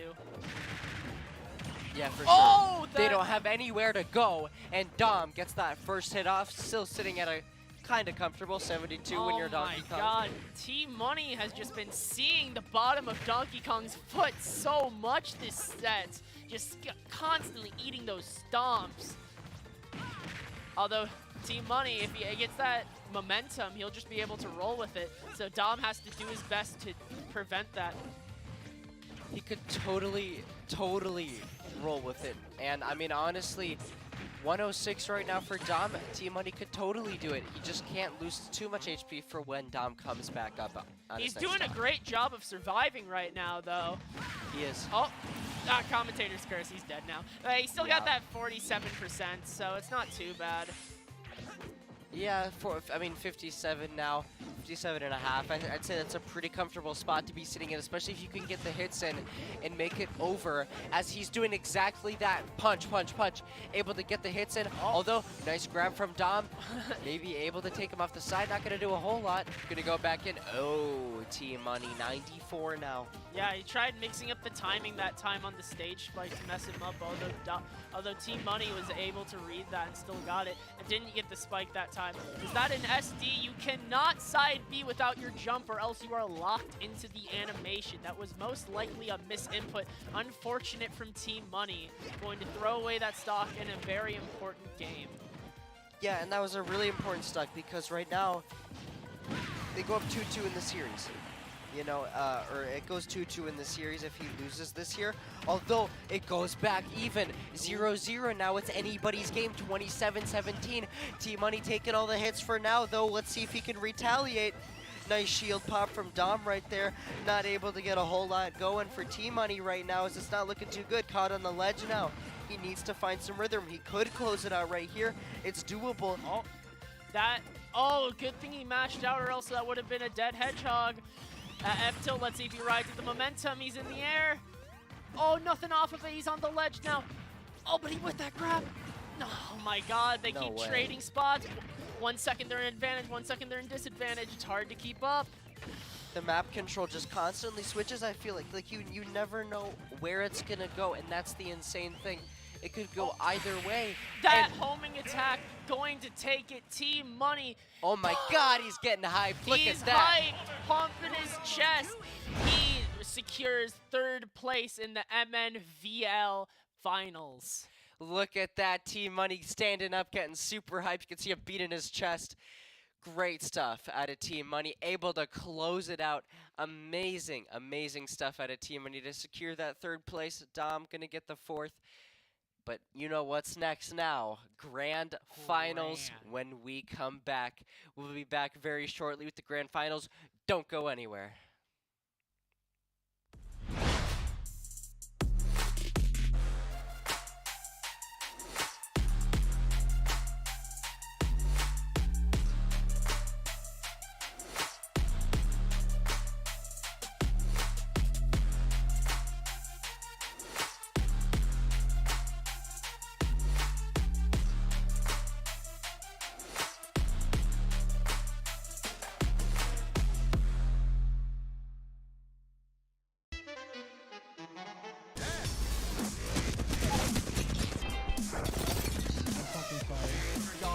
I'm so sorry. I had to. Drop me! That's one! Flash! Kill another! One! Kill them all dead!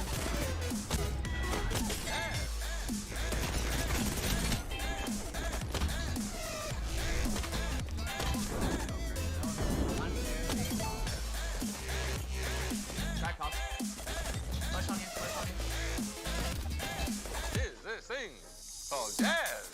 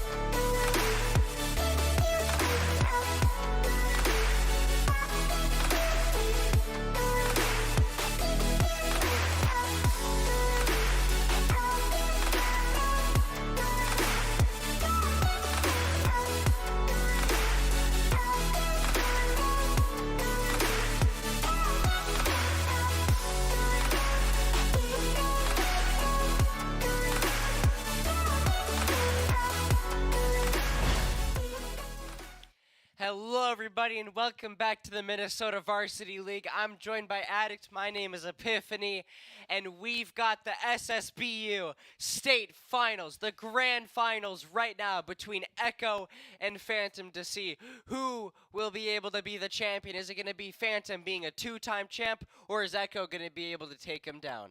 I'm very excited for this match. We have a best of 7, so first to 4 for this set rather than the first to 3 we've been doing the whole tournament because this is the grand finals. Now we are going to see Donkey Kong versus Roy. Phantom, been doing an amazing job with his Roy combos. Just amazing neutral, amazing pressure on the ledge. However, Echo, his punish game has just been amazing. Like, any time that he gets a hit or a grab when they are above 70%, he's able to secure that kill. So this is definitely going to be some bombastic games. Yeah, I think it's going to be insane to see kind of how these two are going to fight it out because they have both been insane. One's a reverse sweep player. One is a player that has just been so dominant. I'm genuinely curious to see what happens because I don't know. I really, really don't know. I feel like your instinct would tell you, oh, it's Phantom, last year's champion, he might be better. But then you look at Echo, he just completed a reverse sweep. So I honestly have no idea. Yeah, this is definitely going to be very interesting. I mean, Phantom being my friend, I always want him to win, but Echo is going to give him a run for his money. Yeah. We'll have to see. It seems like game is going to be starting here very shortly. But, yeah, I mean, I think for both of these players, it's just, it means a lot. Yeah, they've had quite a run. Echo especially, barely not even making it in here. He had to get that reverse 3-0 last set in order to get here. Phantom, been pretty dominant, been getting those 3-0s, you know, showing off his consistent nature. Although Echo, maybe that 2-0 in the last set against Dom put his mentality in the right place. Like, I gotta do it, I gotta win. Yeah, maybe he's just got a new beast within himself ready. So I'm curious to see what's going to happen, but let's take a look at the bracket. Yeah, and we'll see their run with the bracket real quick. Let's see how we got here. So Phantom, Echo going to be at the end there. We've got a little bit of a tech issue, so we'll just kind of talk about the bracket here. Seems like T-Money, Phantom, I mean, T-Money just won the 3rd place. He was doing really good. I thought Phantom did a great job, though, in that matchup, able to close it out. Echo barely gets through. I also want to highlight that Echo as well beat Dead Maniac. Early crazy elimination to have there. That was the first match we covered on stream. He was up against that Me Gunner. Was able to dodge through those projectiles and just get in and get his win con.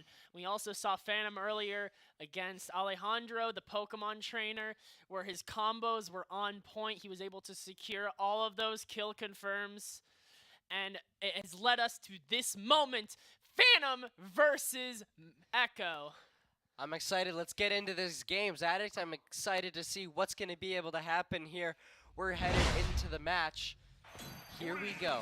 Pokemon Stadium. Grand Finals. Let's get after it, everybody. You can see the audience there watching, ready to go, trying to see who's going to be able to take this one away. But Phantom, early hit's going to go down. He's going to be taking 35. Echo with the Donkey Kong, though, going to be on the top here. Oh, gets hit up. 49-58 now. Great stuff out of Phantom to keep the damage going in his favor as Echo's going to keep pushing him into the air. It's crazy. The momentum of this game is insanely fast. Barely 30 seconds have passed, and they're both at their respective kill percents. Phantom, 103. You're in the Phantom zone. You don't want to be on that ledge.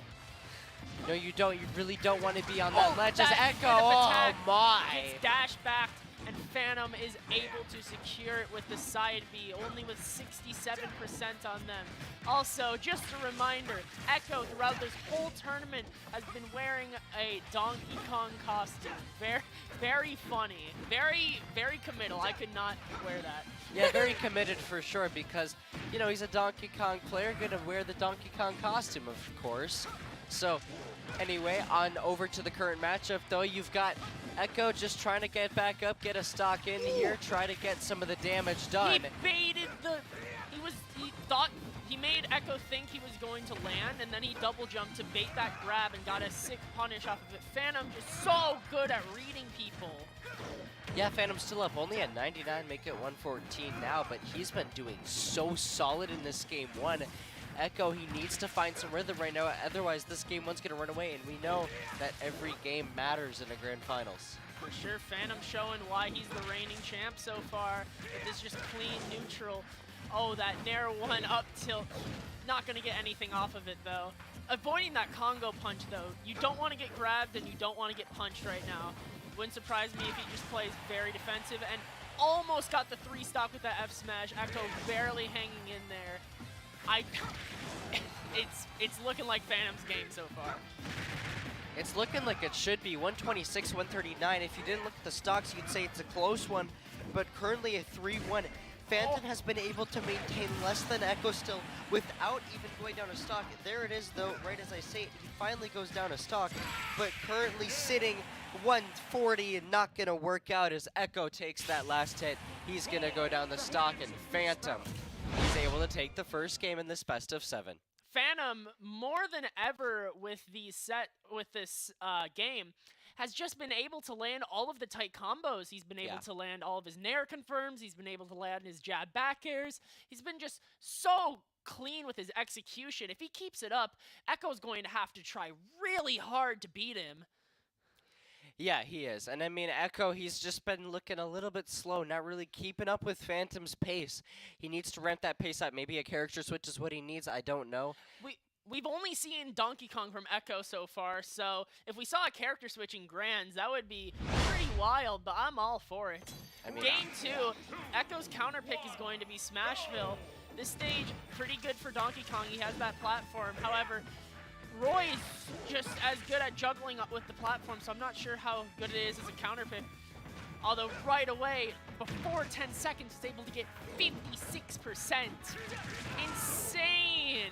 Phantom's just, he's in a rush or something. He's just trying to get this Grands over with. Yeah, he's trying to become the 2-timer. He's trying to get work done because, you know, that's what he does best. He's a studier of the game. He's a student of the game. 106 currently on Echo as this is seemingly going like it was in the first one. He just keeps getting the hits in, and nothing can be done to stop him. For sure. I mean, Echo doing a good job at evening it out, but he's just not able to secure those kills. Phantom read that double jump with the back air. Let's see if he gets any. That's an unfortunate whiff. Although Phantom was unable to get anything from it. Oh, he's just missing all of these kill moves. That's going to kill though, for sure. That's got to be it. So we're at 2-2, even apiece, 15-0. So not too bad for both of these players. They both can make something happen. As Echo currently at 30%, he's going to have to find some kind of rhythm here, able to maybe get some hits. Not quite. Phantom retaliates. He gets more and more hits. He does not let up. For sure. Phantom played this matchup probably hundreds of times. Yeah. How much he plays this game. So he probably knows Echo's every move. Yeah, he's going to be well experienced in this. You know he knows what he's doing because currently sitting at 87, now 100 is Echo. Phantom just keeps putting him in these difficult positions. But that side B, very disjointed, going to get Phantom, and Echo is up in the game now. He's got to look, Phantom's got to look out now. Oh, not able to get anything off of that up throw, sadly. Yeah, Phantom just needs to find a way to get the pick here. Find a way to get Echo off the stage without losing too much, but that heavy character, that heavy Donkey Kong is definitely really good for Echo in this matchup here to be able to stay up a bit longer. This is looking scary. Those cargo throws are going to kill earlier against Roy due to his bad recovery. Although this may look Donkey Kong favored, but Roy is extremely good at comebacks. Roy with Rage is able to kill so early. Roy's able to get those combos so easily. 35% already. All he needs is like one more combo and one kill move, and it is lights out for Echo. And that is the combo. Where is the kill move? That is insane. He needs to find this kill now. He could make that comeback. A jab, a back air, a side B, and he's going to get the counter. I didn't even think of that. Of course, Donkey Kong with that recovery, he needs to put out those hitboxes. And unfortunately, that counter is just able to catch one of those hitboxes and say, no, you, punch him back. Gets him in the blast zone. Just getting that comeback. That is actually brutal for that to happen to Echo because he was up. I mean, he had all the advantages, and then Phantom does what Phantom does best. He comes back, and he proves a point. Phantom is just, like I said it before, Phantom's playing like he's in a rush. He's like, I'm in Grands, just crown me already. Give me Just the trophy. Give me that trophy. We got it. We had it in the room here. I think it's in the room now. It's but in the venue where they're playing right now. Yeah, They need to look at it to inspire them. exactly. It's inspiration. So curious to see what's going to be able to happen this next game as we jump right into it. Same stage, same characters. Let's see how Echo tries to change it up. Because so far, last time he did better, but he let Phantom get that comeback. Oh, just that nair. He's so good at getting these starters. Jab, up air, back air, another back Oh air. my Going goodness. to clean. I blinked 20 seconds first stock. You don't see that often. Phantom takes out a Donkey Kong almost instantly within the game. Yes, small map, but I mean, that is just unbelievable. But Echo responds. Went for the stage tech twice. Phantom got the first time, but sadly didn't get the second time. With how minutes passed and we're already 2 stocks each, it's crazy. Maybe they're both in a rush. Maybe they just want to get this over with. No, it's actually wild. They've been here a while. They just kind of want to figure out who's going to be the winner. They want to figure it out. They're both playing very aggressive, very quickly. Their play styles are very fast right now, and so it gets wild like that. Phantom gets another one, and I think this quick play style is suiting Phantom quite a bit here. So currently sitting at 102. Echo could get him out. That's definitely going to kill right there. Yep. 0-0. We're even. Not even a minute and a half in, already last stock. Very fast matches. Although Echo's so good at juggling, gonna get 91%. Although I'm getting deja vu of last match. Phantom might be able to get that combo starter. Maybe able to just even out the game. He just needs a combo. This is what Phantom does. You'd expect Echo to close it out here, but Phantom, he finds a way. Echo going to clean that stock up. He said, I ain't gonna let you finish this one this time. I'm gonna hit that side B and I'm gonna clap. I'm gonna get you. 2-1. Echo still in this. He said, hey, you gotta work for that trophy. You can't just brush me over. Yeah, Echo's still trying to answer back as Phantom.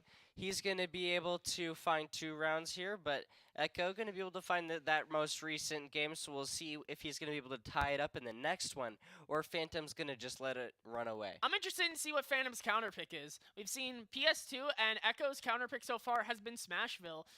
If I had to guess, if it's open, Phantom's going to go to Town and City. However, if it's banned, I think he's going to go to something like maybe Lilat or Kalos Pokemon League. Let's see what happens. I could be wrong about all those. We're moving into game 4. And I was wrong about all of them. We're going back to Pokemon Stadium. This is definitely Phantom's comfort pick. Has the most experience here. Again, starting the game like all the other ones have been started with those mad combos, 54%. Yeah, early 75 for Echo. That's not what you want to see. And he's already on the ledge. Oh, he tried maneuvering that up B to avoid the neutral B. However, he wasn't able to avoid it while still grabbing the ledge. So Phantom's going to get that first stock, although we're looking at a repeat. Oh, but he just turns that around, gets that combo, tries to read the roll out, but not going to be able to get it. But still 57%, not bad. Yeah, Phantom's just trying to close it out. Currently sitting at the 91 right here. Maybe able to get a second one. Still relatively close. That stock advantage in the favor of Phantom. This could be massive. We'll have to see what he's able to do. Brings one player, brings Echo down a little bit. But, I mean, now not a little bit. Those are big hits from Phantom. Those are big hits. Almost killing with that F-tilt. Not quite getting the edge guard. He's going to die right there for going too deep. However, he was a stock up, so he's still even stocks. Donkey Kong having 146. Anything's going to kill here.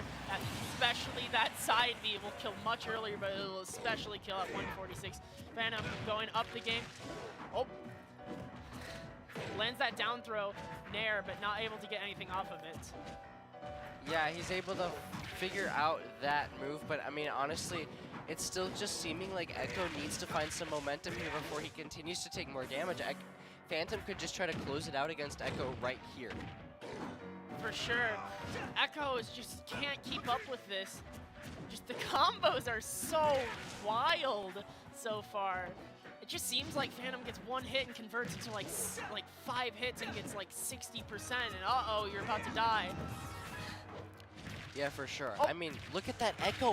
127, 128. My goodness. He jabbed, read the air dodge in, and got another jab, and that back air is going to take it. One more game, and Phantom will be the champ.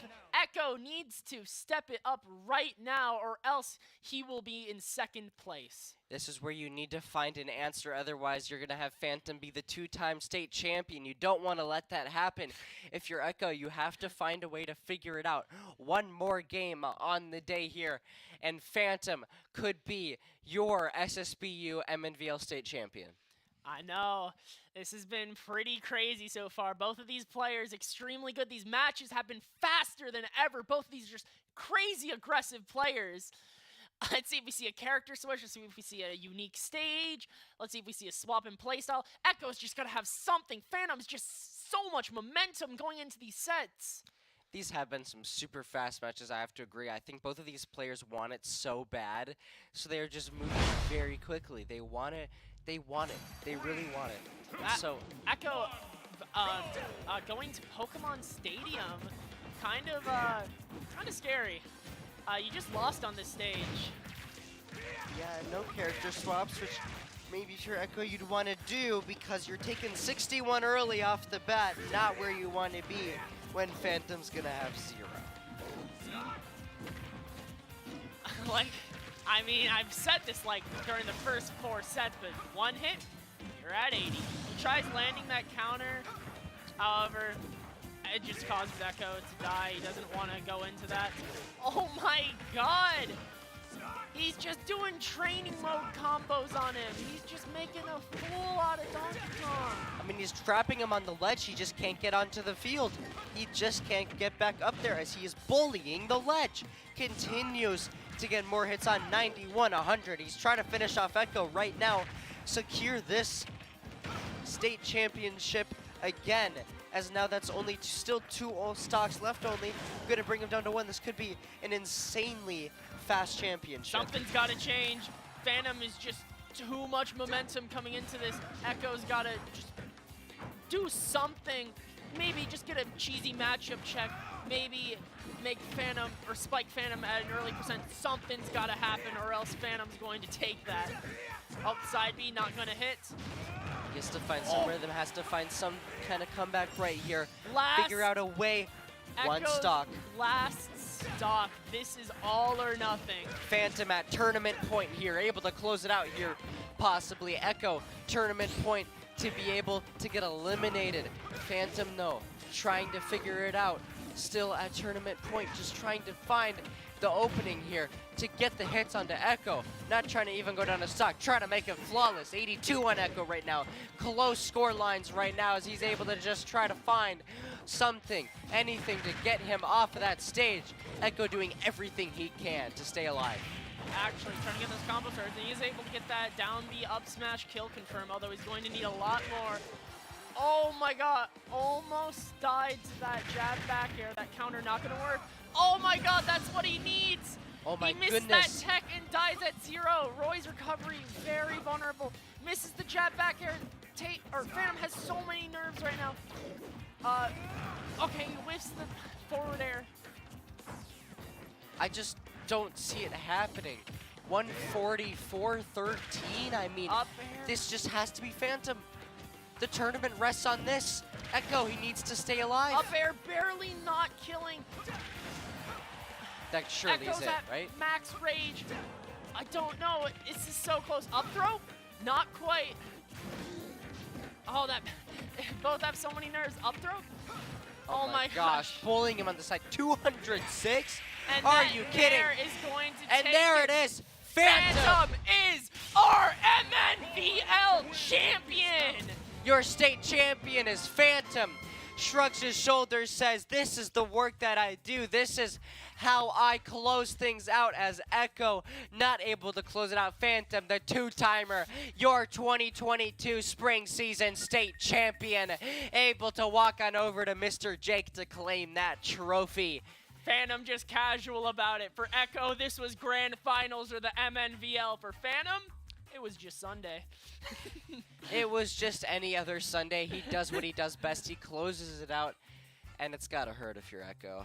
I mean, Echo, let's not forget, he got to second. He had quite a run to get here. Second is not bad. No, not bad at all. I mean, especially in that hot, like, it has to be so sweaty in that Donkey Kong suit.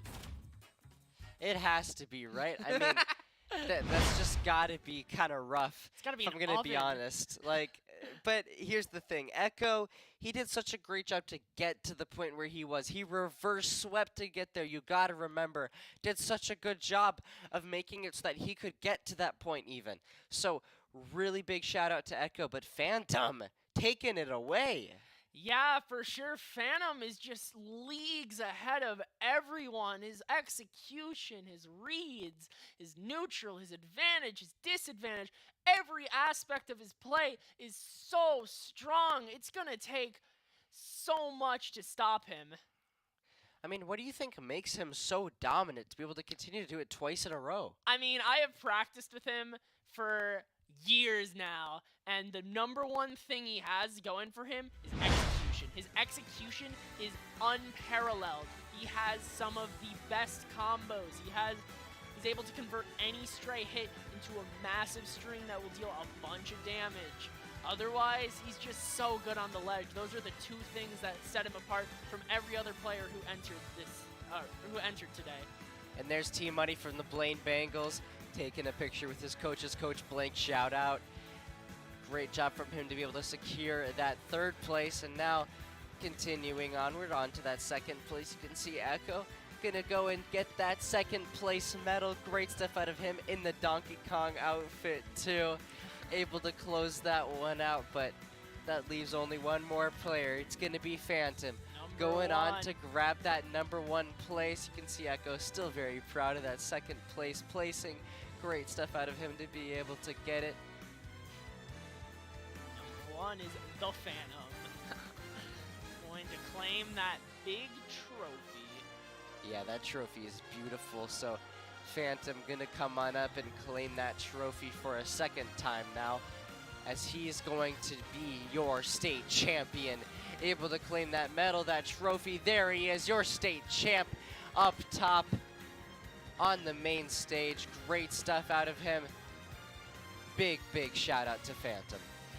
For sure, Phantom with an outstanding performance. He definitely, he may be the champ, but he certainly earned that trophy today.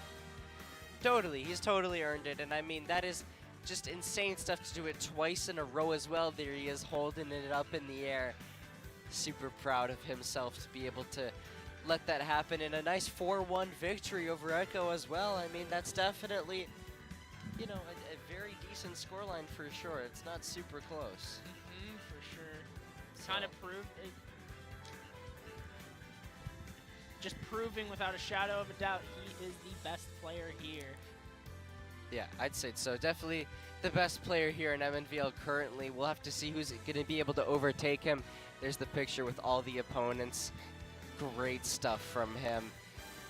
Just seeing them all together, great sportsmanship out of these players, great stuff out of them. And I just, you know, I gotta say, it's been so fun casting here at Wisdom with you, Addict, as a guest. And I cannot wait to just continue casting. I cannot wait to just see the rest of the Rocket League action that happens tonight. There's still more of that, so you should go check that out. But that's going to be it from Addict and I. That's going to be us at this MNVL State Finals. Epiphany, Addict, signing off. Thank you, production. Congratulations to Phantom. We'll see you guys next season.